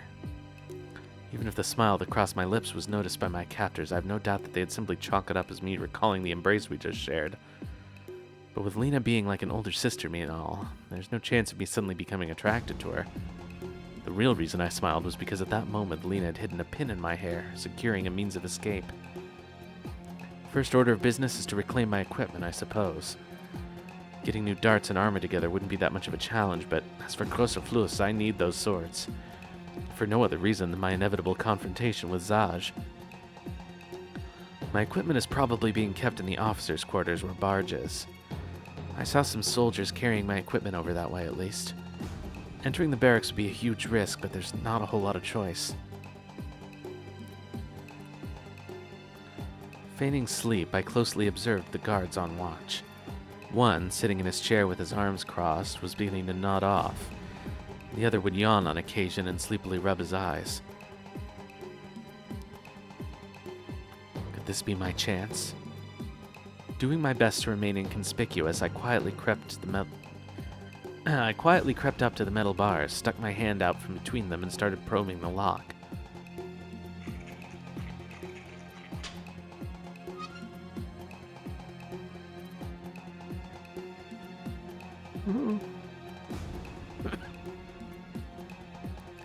Suddenly, the guard that had been yawning stood up. I quietly closed the gate, sidled up against the wall, and waited. Well, my shift is done, so I'm taking off. Later. Mumbling a reply, the half-asleep guard saw his companion off. Thanks for that. The fewer enemies I have, the better. Reinforcing my resolve, I emerged from my cell.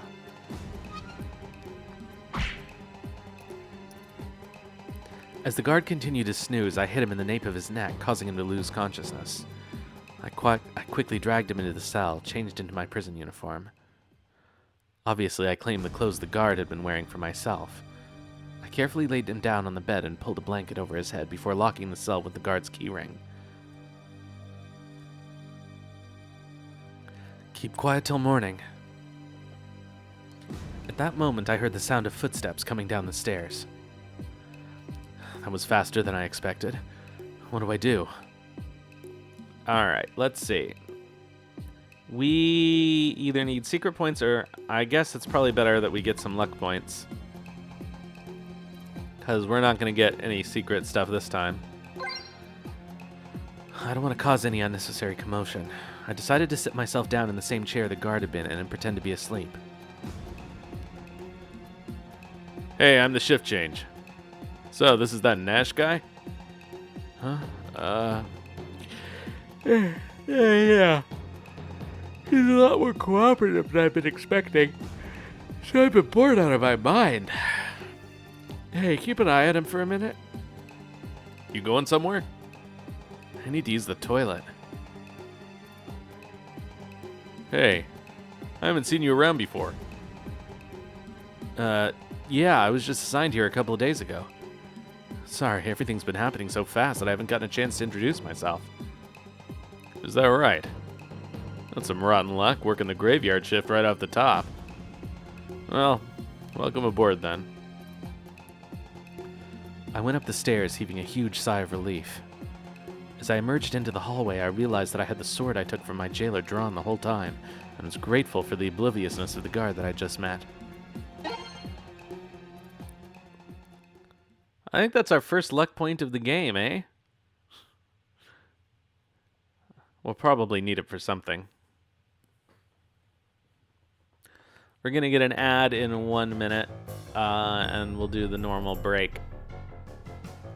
I came up the stairs and out on the first floor of the barracks. I followed a straight hallway dotted with windows. The cold night air stung against my skin after being indoors. To remain inconspicuous, I walked down the hall confidently. Since I'm dressed as a guard, it would be very suspicious to be sneaking around. With my current equipment, I can handle 2, 3 at most in a fight. But if they figure out what's going on, the number of soldiers is bound to increase. I need to find my equipment soon, somehow. The hallway soon divided in 2 directions, to the right and straight ahead. I carefully inspected both paths. I can hear footsteps coming from the path straight ahead. They'd stopped to catch their breaths, or so I assumed, but it sounded like they were carrying something heavy because their pace was off. What should I do? All right, I think this is a good time to take the ad break. So we'll be back in 3 minutes.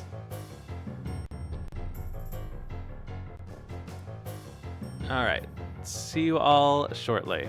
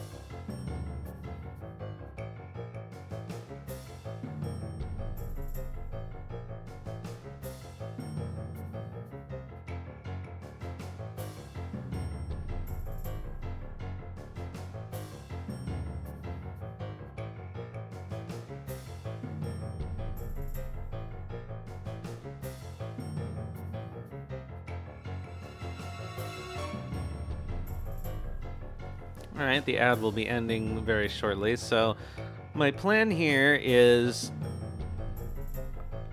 I need to get all the popularity points I can, but otherwise I'm going to try and see as many of these scenes as I can. And of course, get the food that we need in order to get the scene that we're going for. All right, we're ad over and ready to go, so it's time to hide behind a pillar and wait for them to pass. The only thing back where I came from is the dungeon. It's unlikely they'd be carrying anything that heavy there. Rather than confront them here, I should just let them pass me. I hold my breath, concealing my presence.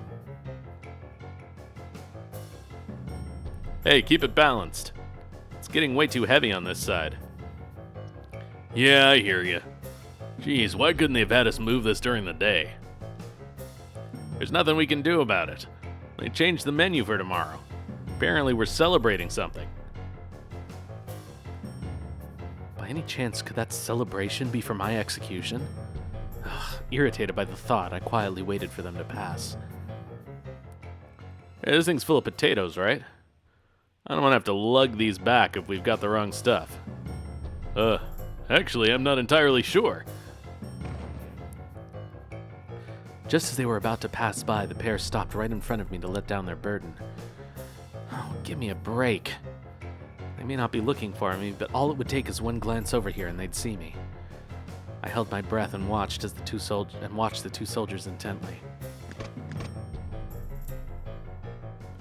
Well, would you look at that? Potatoes after all.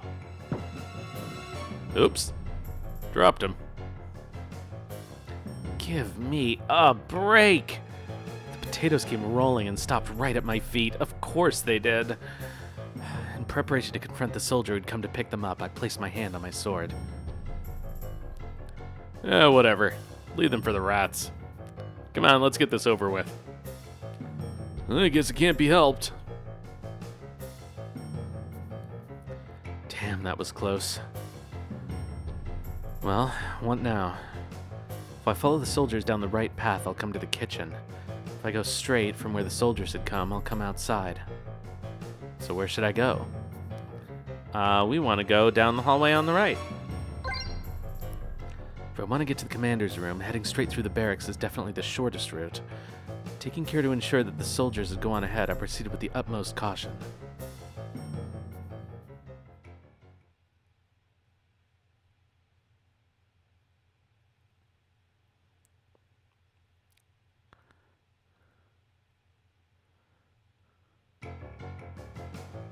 I proceeded down the cold hallway. I peered into a door on the right-hand side that was slightly open. I quietly slipped inside after taking a moment to first confirm that there was no one inside. Tables and chairs were lined up in an orderly fashion. There was also a faint smell of food. This is the mess hall, complete with the kitchen in the back. Seems as though my jailbreak hadn't been found out yet, and being forced to miss out on dinner like I was left me feeling hungry. Well, what should I do? Forage for food, obviously. Right. I may end up having to fight myself out of this one. Fortifying myself with something to eat first isn't a bad idea. There wasn't anyone in the kitchen, but the coals in the cooking stove remained slightly stoked. Placing some more wood on the fire, I paused to warm my freezing hands and gave the room a quick once-over. On closer inspection, it seemed as though preparations for breakfast were already underway, the ingredients laid out on the kitchen counter. Don't mind if I do. Some potatoes had rolled out from a sack placed haphazardly on the floor. I kicked them away as I began searching for something to eat. Let's see. Some half-cooked soup and beans. Alright, ham! This is... Oh, could the exquisite fragrance of these herbs possibly be? Hello? Is somebody there? Maybe it was a mouse. Crap. Mouthful of ham, I dashed underneath the counter and trained my eyes on the entrance. Oh, the potatoes! Oh, how annoying. Even though it was in the middle of the night, the neatly dressed cooking lady started putting the potatoes back. I can't believe they'd pull a sudden switch on me like this. telling me to change the menu for tomorrow even though I already had it all laid out and ready. It is very stressful. All right, let's look for some more food. Why not? Ham in the mouth. I quickly scanned the surrounding area for some more food. Right away, I spied some white bread and dried meat placed at eye level on a shelf off to the side. Stuffing the ham in my mouth, I reached out for a string of dried meat, just a hair's breadth from snatching it. Just a bit more. However, at that moment, I felt a most alarming bloodthirstiness coming from behind me. I quickly looked to the side, but the lady who'd been picking up the potatoes was no longer there. Flop. I swiftly jumped and rolled out front, grabbing the white bread from the shelf as I rose. Nice timing. With the loaf of white bread as my shield, I managed to stop the ladle that had been brought down at my head. You! Aren't you Nash? Really? I uncomfortably looked over the room in search of an exit. Oh, that's definitely one in the back. There's also one in the dining room. Right, I made up my mind. I tossed the bread straight up into the air, and the cooking lady followed it with her eyes. At that moment, I quickly ran towards the door. Hey! Nash! Keep tossing food around like that, and you'll pay for it one day. Sorry, lady. Flop. Don't tell anyone I was here. The night is growing short. The sun would rise quickly if I wasted time to stop and eat here.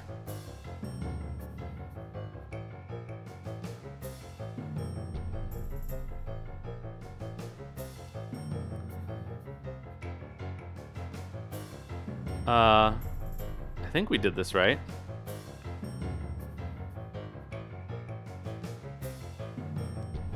Better get on with it. Well, which way should I go? There's another way for us to get the ham, but that's I've foreclosed on that situation by not leaving this place immediately. All right, so now we want to go outside from the kitchen door.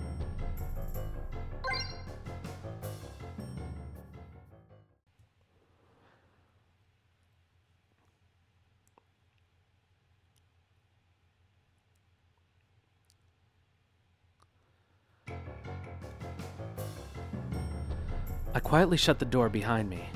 All my efforts would be wasted if I raised a commotion now. First of all, I need to keep myself hidden.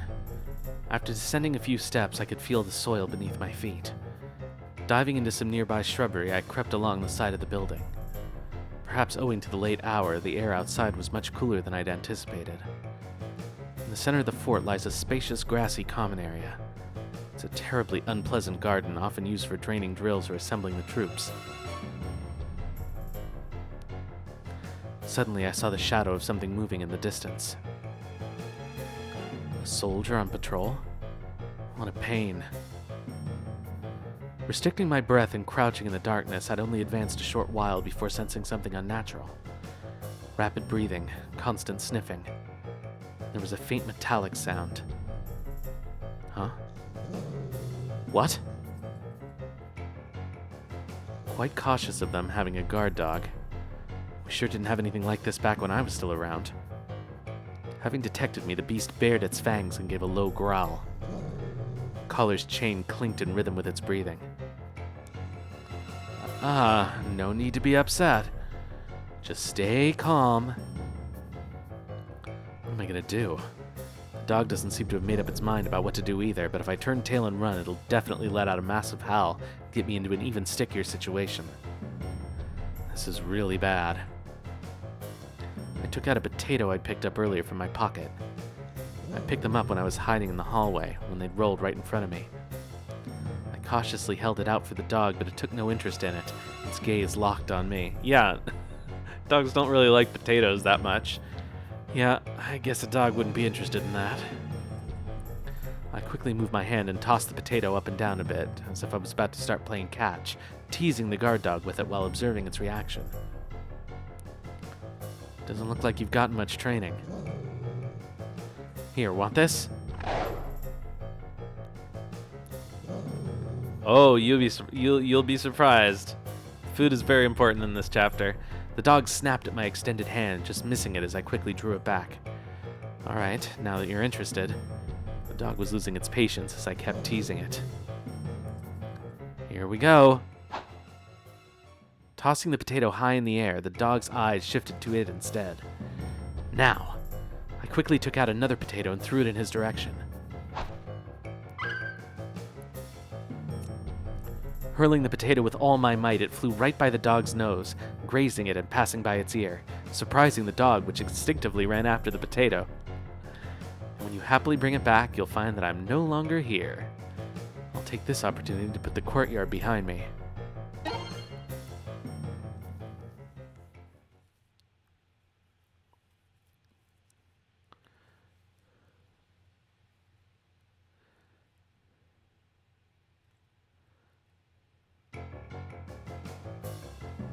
Oh, looks like it's not chasing me. Taking a breather, I took a look around me. There's no guarantee that they've only got one dog after all. I noticed a wooden shed to my back with a lock hanging from the door.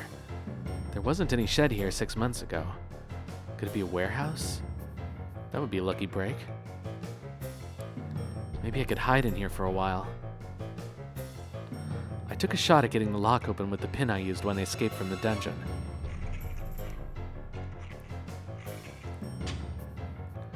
Almost there. Whoa! It's the stable. Well, could have been worse. Everyone be quiet! Huh? And you are? Did I do something bad? Woof. No, that's not. But your foot. Does it hurt? A young kobold was sitting on a straw bed by the innermost wall. More importantly, his feet were chained to it. I'm sorry. Sorry, I didn't mean to scare you. I hurriedly put away the sword I'd drawn when I heard the voice. The kobold was still looking at me with frightened eyes. Shucks. Don't worry. Despite my looking like this, I'm not actually a soldier here.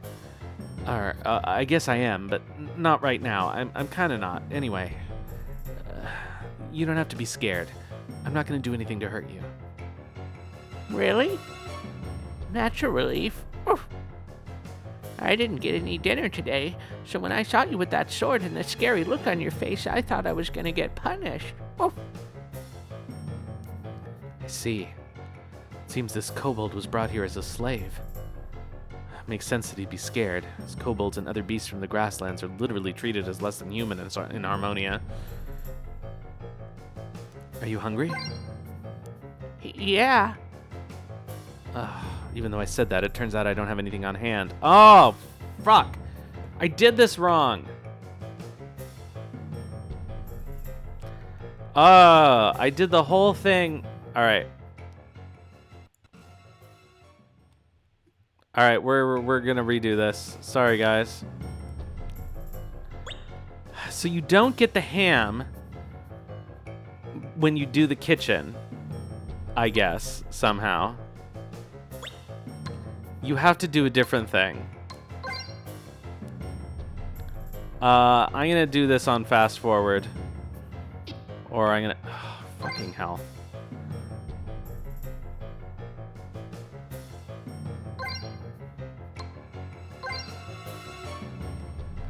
So, sorry guys, but I was doing this path specifically to do this. So, we have to redo it.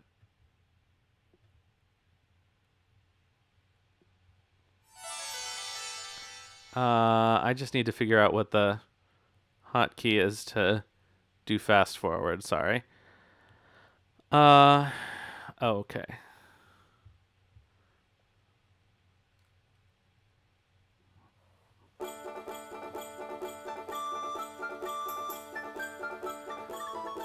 This shouldn't take that long, just going through the...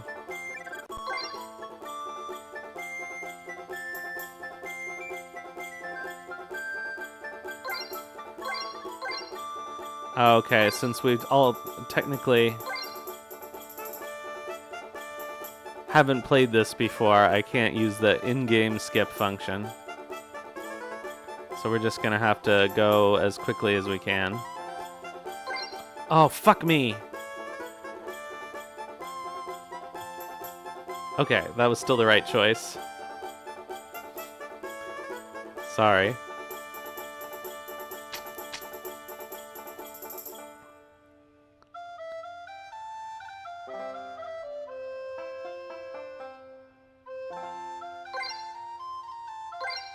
Yeah, I don't know why that...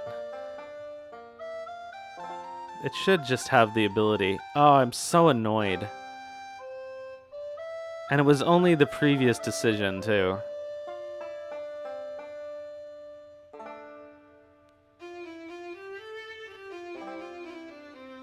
Oh, that's so annoying. Sorry. I know this is, like, way less fun to watch.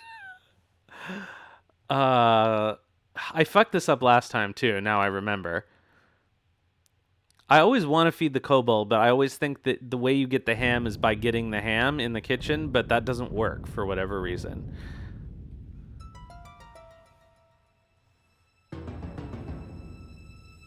You get the ham by not looking for food in the kitchen.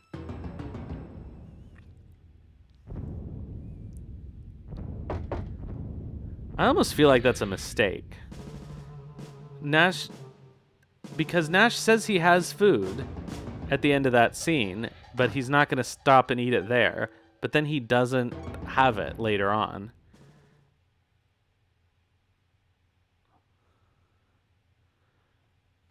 I'm going to save my state periodically in case I accidentally do a wrong choice.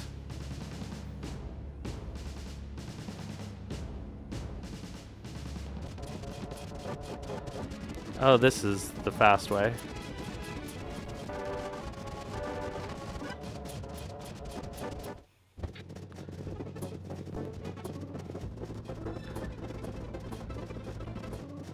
Whoa, so big fast.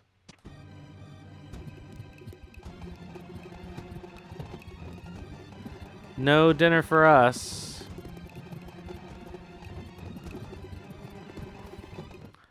Okay, Alina. We just need to make sure I do this choice correctly because it's not the first one. Oh, fucking hell. Oh, that's so annoying. All right. That's what I get for forwarding the dialogue too intently. At least I saved my state.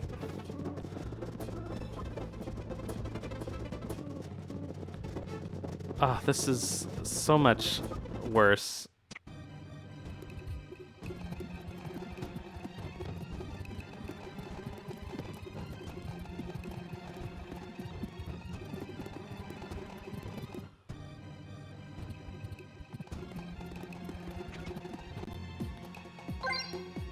How did I didn't even press the button that time. I swear to God.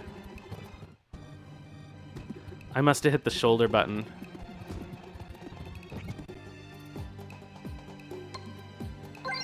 Jesus Christ.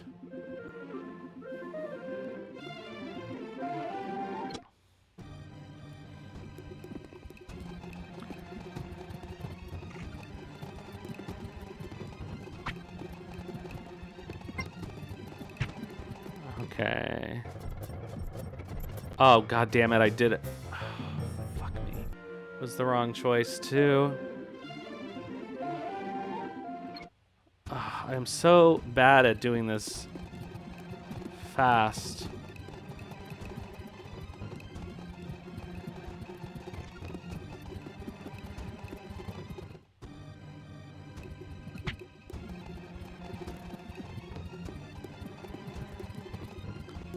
Okay, smooth talk my way through. Let's go. All right, the rest of these are going to be the first option. So we get our potato.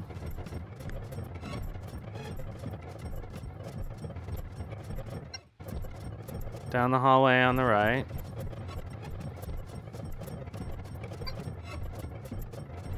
Shh.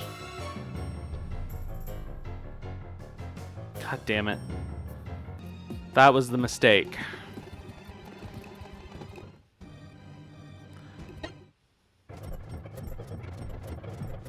I think I did it again. I know, it's just so boring.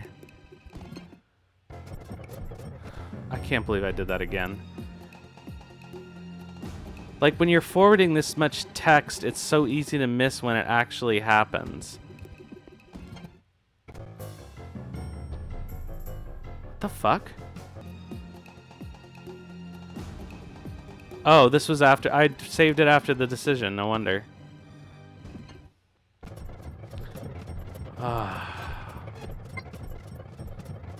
Alright, behind the pillar, save again.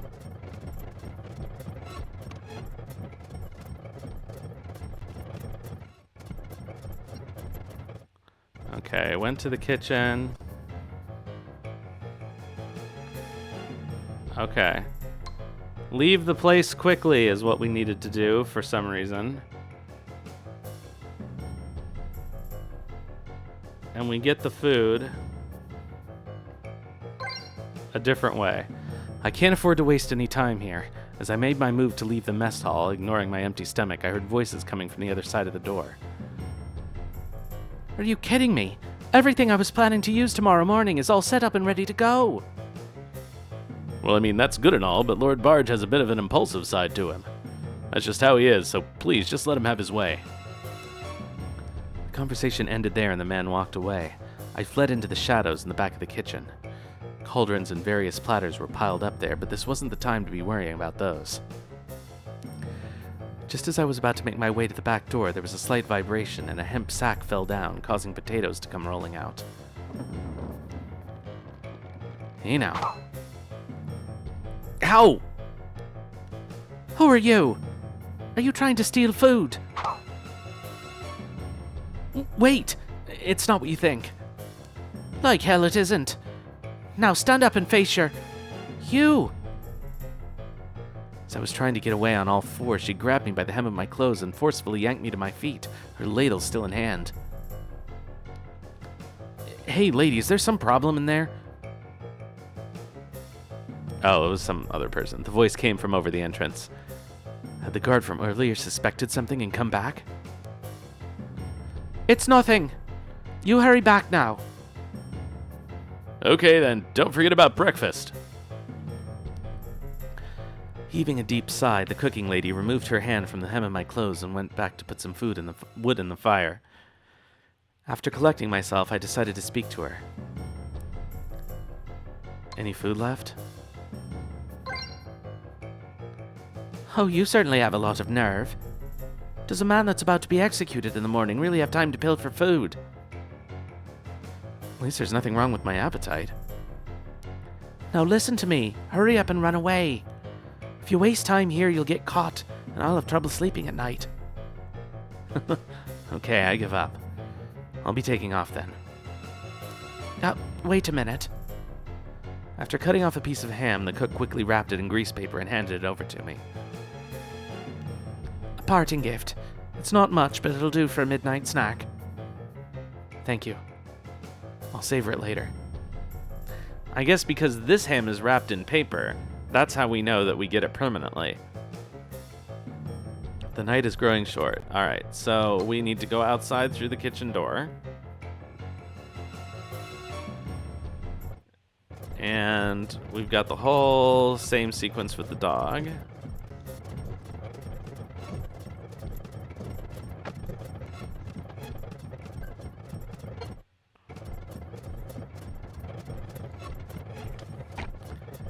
Alright, and now we meet the kobold.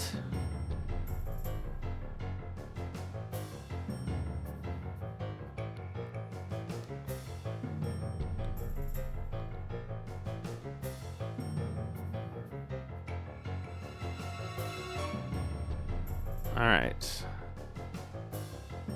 I'm not going to be hurt. Alright, He didn't get any dinner. All right. Finally. Are you hungry? Yeah. Well, would you like something to eat? Huh? This smells like ham. I didn't get any dinner either, but I can't eat the whole thing myself. I broke the ham into 2 pieces and handed one to the kobold. The nice woman who usually brings me food is bedridden, so I figured I wouldn't be getting anything. I'm so happy now. No matter how I look at it, getting chained up in the stables like this is pretty harsh. What happened? I was taking care of the horses like usual. And then Lord Barge started hitting a horse because it didn't listen to him, and when I asked him to please stop, then he got really angry. And the next day, I was moved here from my room. Damn it, Barge. What a contemptible sleazebag. Alright, hold still for a moment. But if you do that... Don't worry about it. Once dawn breaks, the fort will be in an uproar. A prisoner that's supposed to be executed has escaped. Huh? The soldiers will be mobilized to track him down, so the place should be completely empty. You should be able to get away during that time. Yeah. Barge will probably end up taking all the blame for this, so you can rest easy. If you like the work you're doing now, you can just stay here. Well, think about it until morning. I understand. Well, I need to get going again. Take care. And do your best. I'll be rooting for you a lot. Thank you. Well, that's right, the warehouse. I left the stable without hearing what the kobold had to say. This had already taken too much time. Even I was surprised by my own soft-heartedness. Well, I can't linger around here any longer. Alright, so now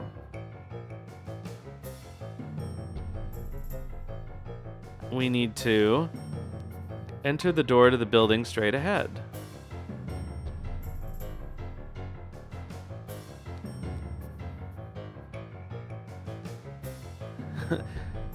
Nash probably is causing him more harm than good. Hopefully he'll get to escape. He might just decide to stay here and keep working in the stables with the chains on his feet, but...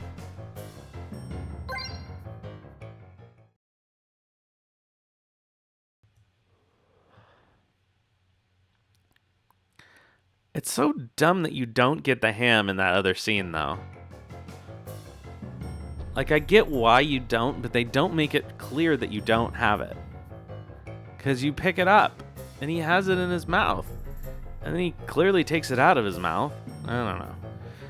I went up to the 2nd floor, and after a quick turn, found myself in a corridor lined with countless doors. These were the soldiers' private rooms. Most would be asleep right now, but more than a few rooms showed no signs of life at all. Probably the rooms of on-duty soldiers. Well then, I can't miss this chance. I might find some tools I could use to get out of the next tight spot I land in. I immediately went about deciding on which room to sneak into. Well, it would have to be one of these 3. Alright, we need to do room 116.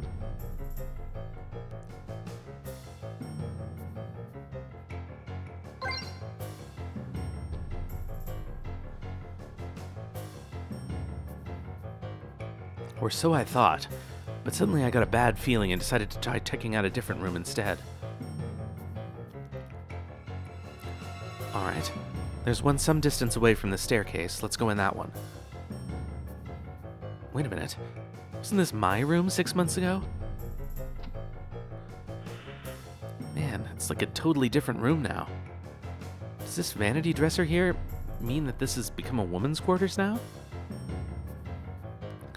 I found the answer to my question when I saw the apron on the wall.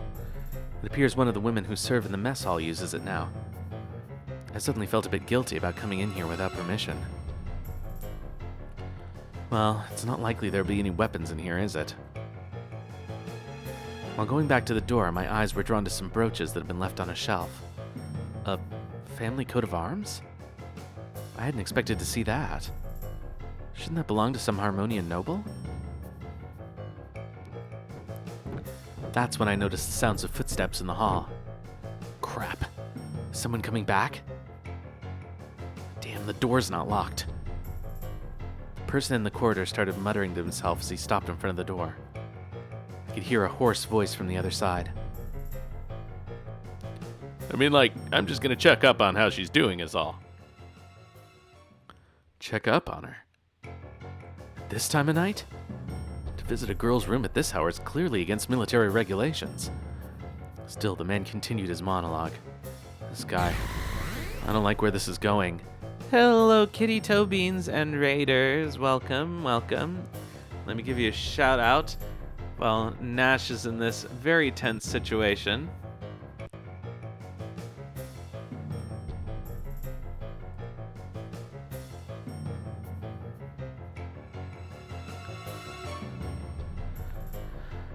The Eternal Duelist. Oh, Yu-Gi-Oh! The Eternal Duelist Soul. That makes sense. I didn't know you were a Yu-Gi-Oh! Fan.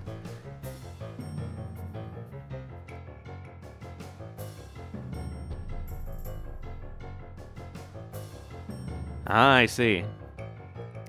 Thiessen, who has already gone to bed, is a big Yu-Gi-Oh! Player.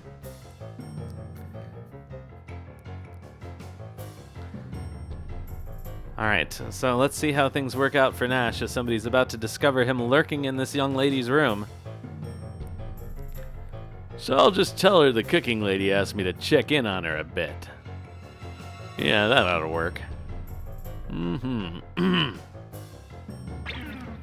Alright, do we hide in the closet until he leaves, or do we escape through the window? It doesn't make any difference in terms of points, but it does cost a luck point to hide in the closet.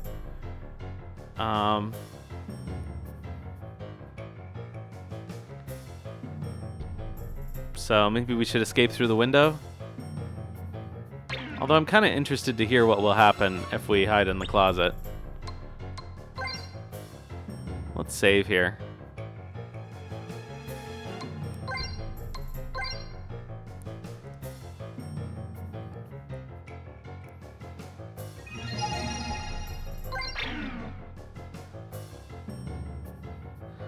For the time being, since I'm not the occupant, I'll just hide nearby. I carefully opened the closet door and slipped inside. Fortunately, I didn't have to wait long before help arrived. Hey, shut up out there! Don't go around muttering and making noise in the middle of the night.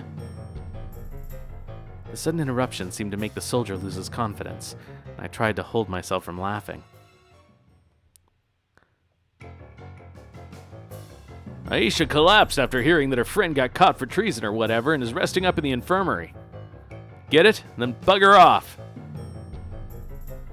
As I listened to the soldier's footsteps moving further away, I couldn't help but wonder. Aisha? Come to think of it, wasn't that the name of the woman in charge of the mess hall's daughter? The infirmary, huh? Once all signs of the soldier were gone, I stepped out of the closet and left the room.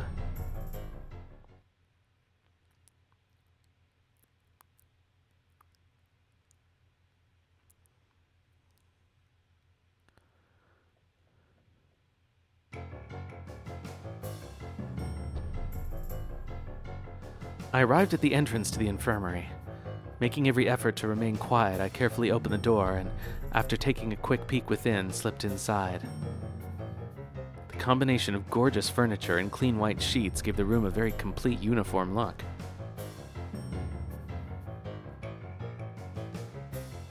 Bottles of all sizes lined the shelves, filled with dried foods and various medicines, the most peculiar smells of which made my nose tingle. The back of the room was partitioned off with a curtain. That's probably where the beds for patients are. What are you doing here this late at night? Who's there? Oh, never mind, it's the doctor. Don't be so loud, you fool. Who do you think you are? What are you trying to do sneaking around like that? Well, no, that's, maybe it's just fatigue getting to me, but I'm not doing so well. I'm honestly not doing well at all here. I hadn't gotten a single hint of the doctor being here. I wonder what would have happened if he were a soldier instead. Young people these days. Drink some alcohol and go to bed. Or would you prefer to keep me company? A bottle of wine was standing on the examination table beside him. What kind of medical examination requires that? Sure, let's talk for a bit. Fortunately, I happen to have a little snack. Saying so, I took out the ham I'd received in the kitchen from my pocket. Oh, much obliged. I would have felt lonely if I only had alcohol for a companion. Please, help yourself. Do you have something to cut it with? Certainly I should have something. Aren't those your tools? What? Don't be fussy. Cutting a meat is what it's made for, after all. Yeah? Now that I think about it, your voice reminds me of someone. That's it. Nash. You son of a bitch, you're Nash. Whoa, calm down. Weren't you the one who told me to keep it down earlier? Sorry. Oh, right. More importantly, we need something we can cut this with. Something... I guess there's no other choice. Okay, just wait here for a moment. After failing to cut the ham with his scalpel, the doctor left the room in search of something more suited to the task. If his scalpel's not cutting through ham, then I don't want to be this guy's patient, to be quite honest.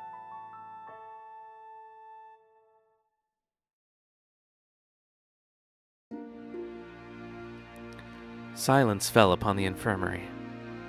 Seeking to satisfy my curiosity, I approached the bed that remained cordoned off from the rest of the room by a curtain. I could hear faint sounds of breathing. My suspicions were all but confirmed. As I thought, it was you. There, breathing gently in her peaceful slumber, was the kind young girl from the kitchen who would always greet me with a smile. Truth be told, even though we've spoken many times in the past, I can't seem to remember her name for the life of me. You were worried about me. Thank you. Leaving those words, I moved to continue on my way. Nash? Huh? Nash, you're safe. I'm sorry, I must have made you worry. Nash. At first I was happy to hear you'd come back, but then... But if you're here, that must mean your good name has been cleared. Yeah. Well, something like that, I guess. But more importantly, you should take it easy and rest for now. Okay.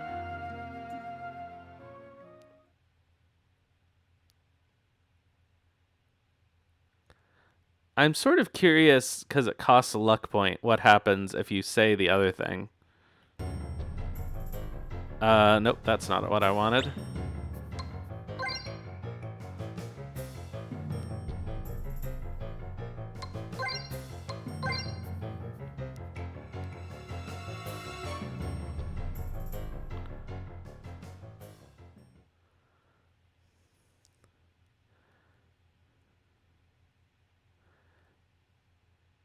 Let's see what happens if we escape through the window. We can trade our luck points.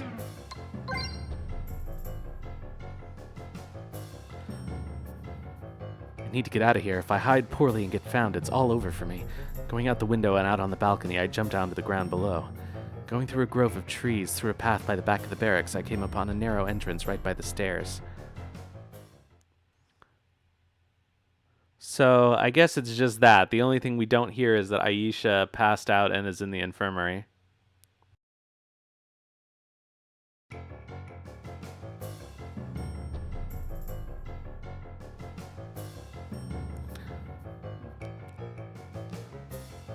Alright, so we just gotta do the same thing with the Doctor.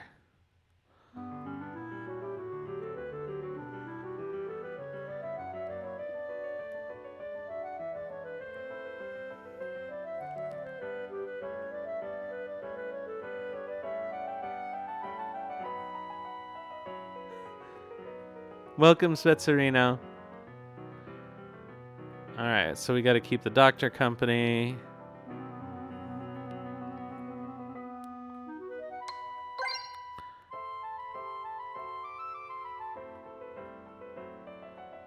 And let's see what happens if we tell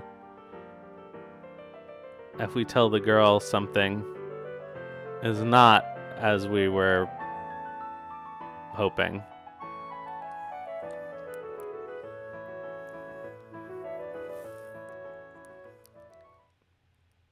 So this balances out, more or less.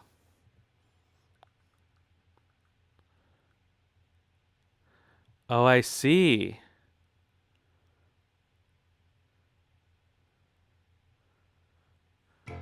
Oh, that's really interesting. So you miss out if you don't hear her name. Alright, so we're going to load that back out and do both of those. However, I need to just run and grab something in the other room, so it'll be just a moment.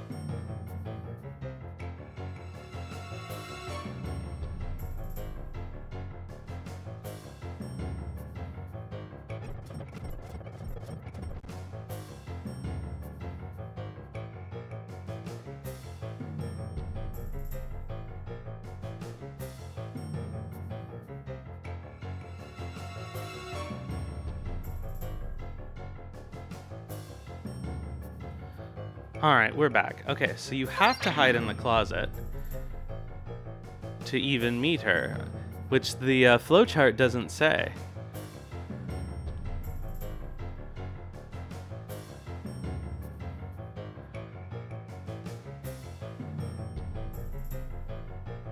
So Nash says that he forgets her name, but he just literally heard her name. How funny.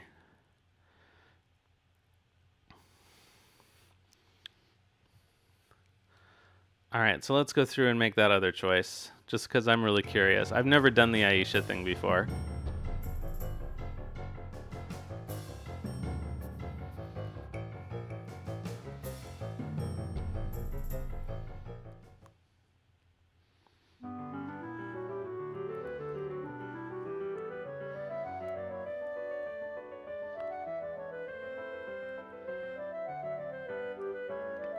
This is why we were doing that whole... Oh, God damn it. This is why we were doing that whole rigmarole with the,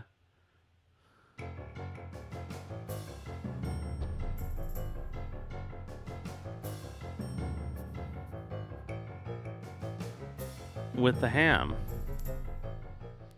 I really wish this game had a skip button that... I mean, maybe it does, but you have to have played it before. But I end up accidentally hitting the choice. Oh my god!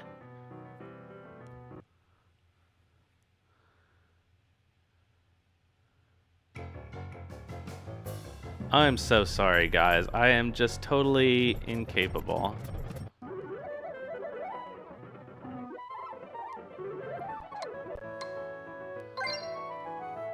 Alright, let's talk a bit.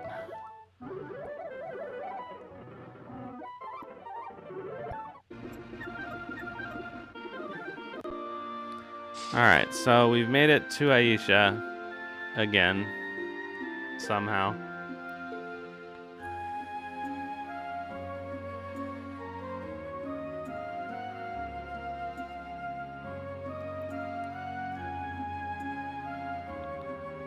Alright, so.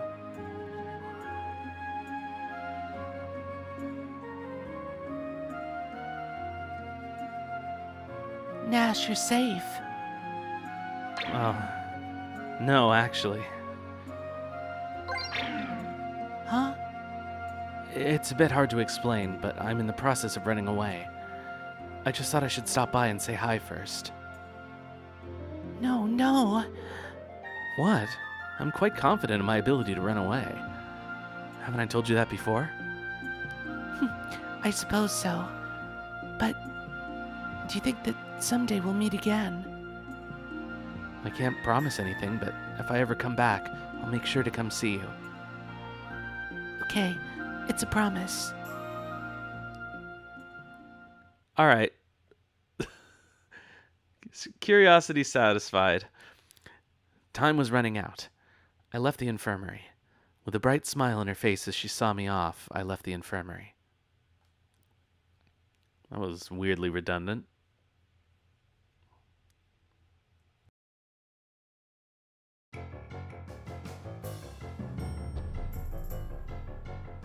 After I got out of the infirmary, I proceeded straight down the corridor. It wasn't long before I arrived at a pair of heavy double doors at the end of the hall. Hung above the massive doors was a decorative plate with Commander's Chambers etched on it. So the time has finally come. Despite thinking that caution was probably not necessary, I slowly turned the doorknob.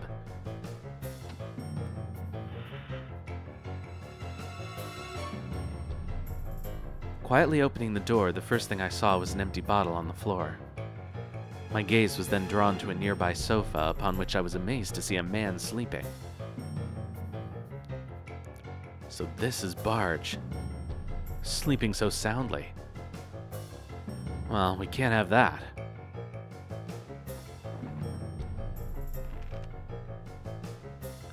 Hey, wake up! Huh? You? Yeah! What the hell is this? As Barge recognized the person standing in front of me, tried to stand up, but was distraught to find that his hands had been bound behind his back.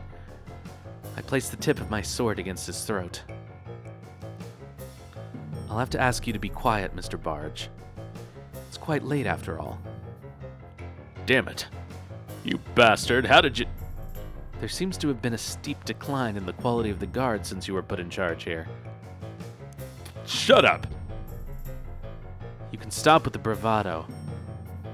You little... What are you even doing here? I'd like you to tell me where you've stashed my equipment and swords. I'd assumed they'd be here, but it looks like my guess was off the mark.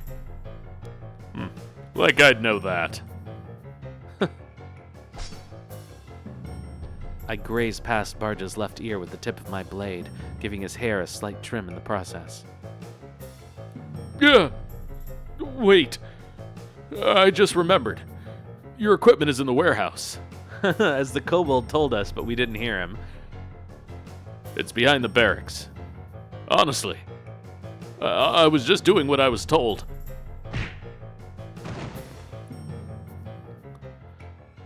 You don't need to tell me that. At the very least, it's obvious that someone like you couldn't have been behind all of this.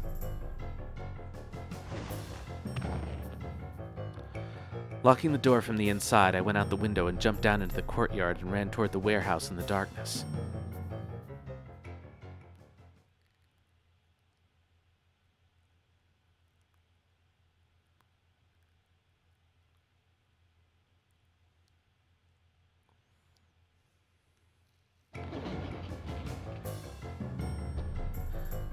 I wasted too much time making my way here, and night will soon give way to dawn.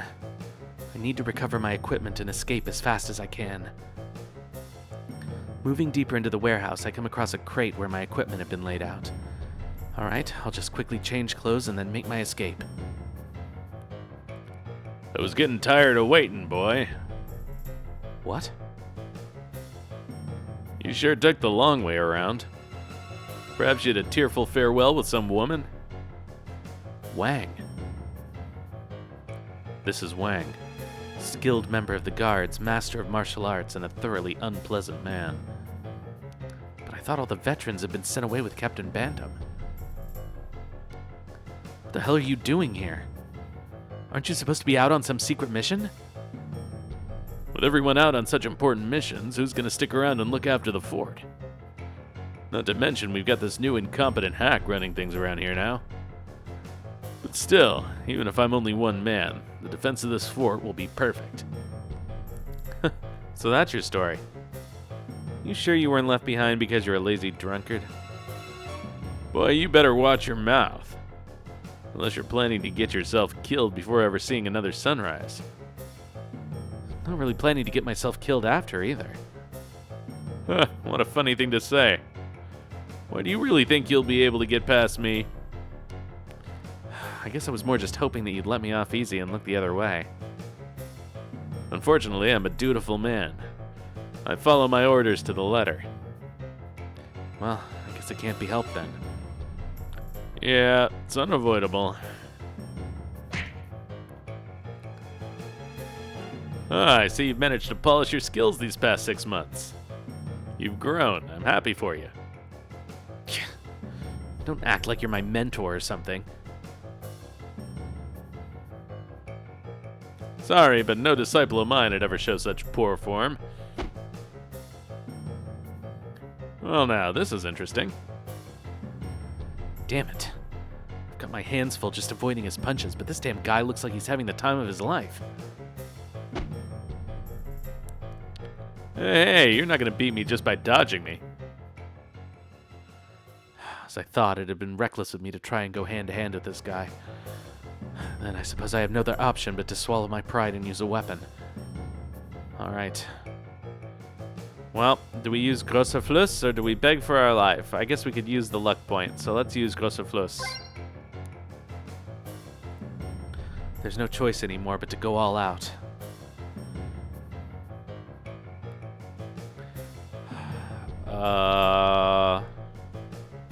Huh.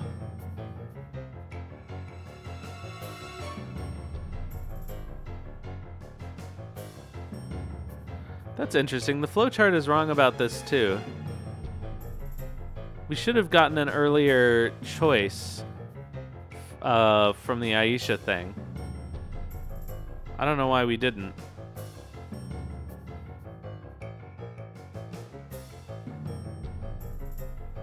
Not that it really matters. We just miss out on a luck point, I guess. There's no choice anymore but to go all out. Preparing to use my killing move, I looked towards where my equipment was placed. Hey, don't look away.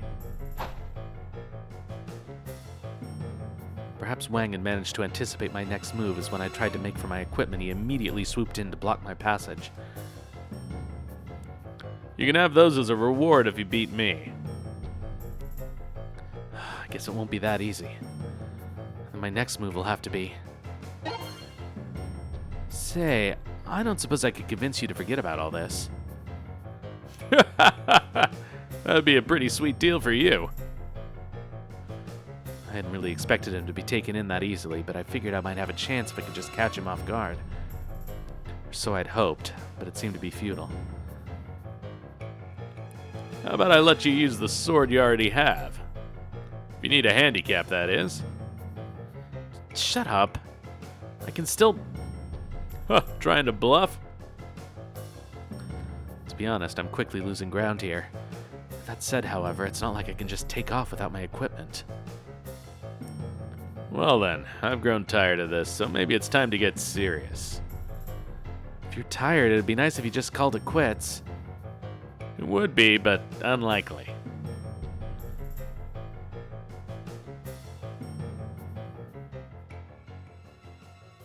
Hey, Nash. What are you gonna do once you get away from the guards? Do I really need to say it? Is it something that must be done? Yeah, right now. That's good then. I came here after being chased out of my homeland. What's more, I'll never be able to go back. There is, however, something I think about from time to time. What is it exactly that I'm meant to do in this land? Shouldn't I have remained back in the old country, accomplished something of worth, and died there instead? What are you getting at? In short, I'm someone whose life's already over. The Defense Force is full of people like that. People who are lost and have nowhere to return to. But you have somewhere you need to go. Something you need to do and a place to return to. Isn't that right? Perhaps. That's something to be happy about. Time's up. Huh? Take a look for yourself. Keeping a careful eye on Wang, I look in the direction he's indicating towards the door. The light of dawn had come through the gap. First thing in the morning, I'm to be relieved from guarding the fort and head back to the grasslands. Seems our good friend Barge doesn't enjoy my company very much. Then, you're letting me go? What did I tell you? I follow my orders to the letter. I'm in your debt. Being in people's debt doesn't seem to fit your image. I rushed over to my equipment and inspected it. What's the meaning of this? The blades of my knives have been sharpened. My dart gun have been cleaned and oiled, as well as my anchor launcher. My gunpowder's been replenished. Wang. Once you get away from the guards, you'll need to be properly equipped for your journey to Crystal Valley. Isn't that right, young Master Latchkey? With that, Wang stuck his hands in his pockets and quietly made his exit. I quickly changed clothes and put on my equipment. With this, making my way through the gates to freedom is no longer an impossibility. We're gonna get an ad like right now. So I will see you guys in 3 minutes.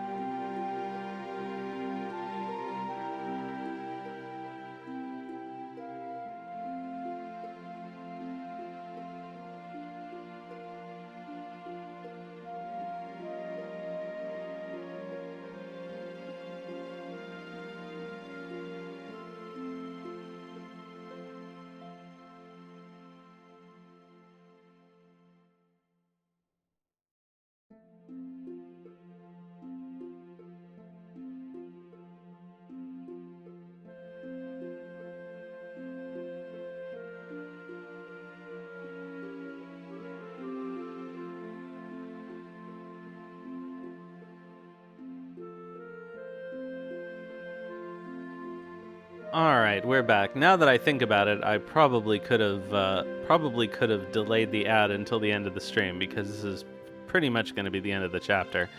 But alas, Moloch must be fed. They'd all been novices, not a single proper guard to be found. Now that I regained my equipment and escaped the fort, I walked down the road towards Crystal Valley at a leisurely pace. After about an hour, a figure emerged from behind some trees by the side of the road. Look at you, up and at it so early in the morning. Are you here to see me off? I'm sorry, Nash.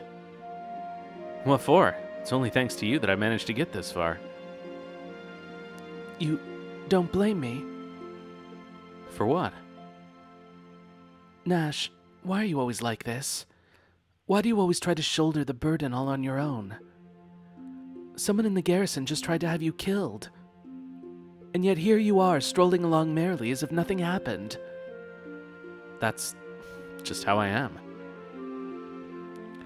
Just how you are? Disappearing into thin air, leaving only confusion in your wake? That's the reason Julie had to grieve so much? Do you have any idea how much Julie has gone through? How much she's suffered since you killed Zaj on the night before their wedding?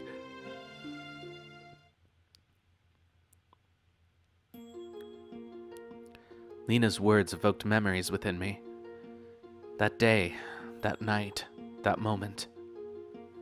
It was the day before the wedding between Julie and Zaj. I stood at the threshold to the Latchkey house for the first time in a long while.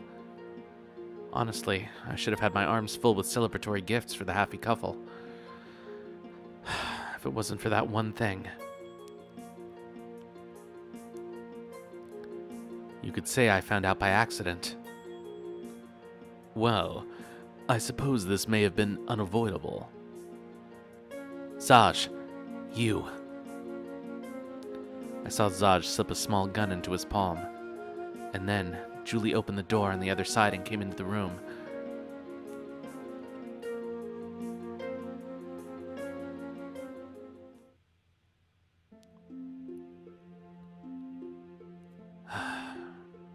Nash. Lena, I still can't give the reasons for that day. I must keep the truth to myself because it would simply be too painful for that girl to bear hearing it. Nash. The one thing I'll tell you is, Zaj is still alive. That's the only reason I'm returning to Crystal Valley.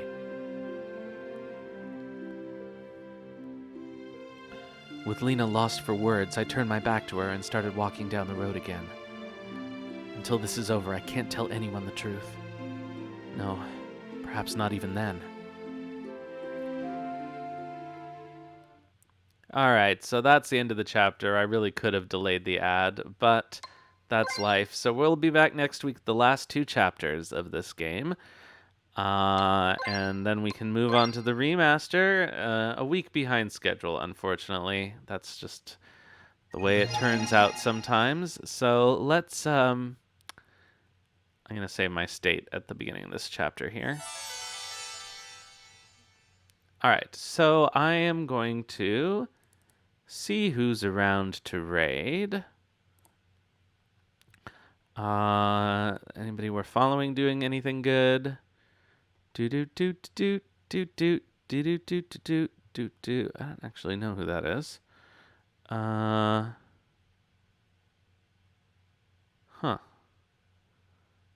I have no idea what that is. Okay, so that's a possibility. Let's see if any of the games that we like have somebody playing them. There's somebody playing Suikogaiden 4, but we rated them once before and they seemed kind of odd, so let's maybe not.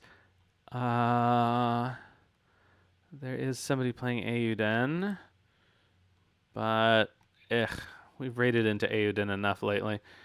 So let's raid Cecil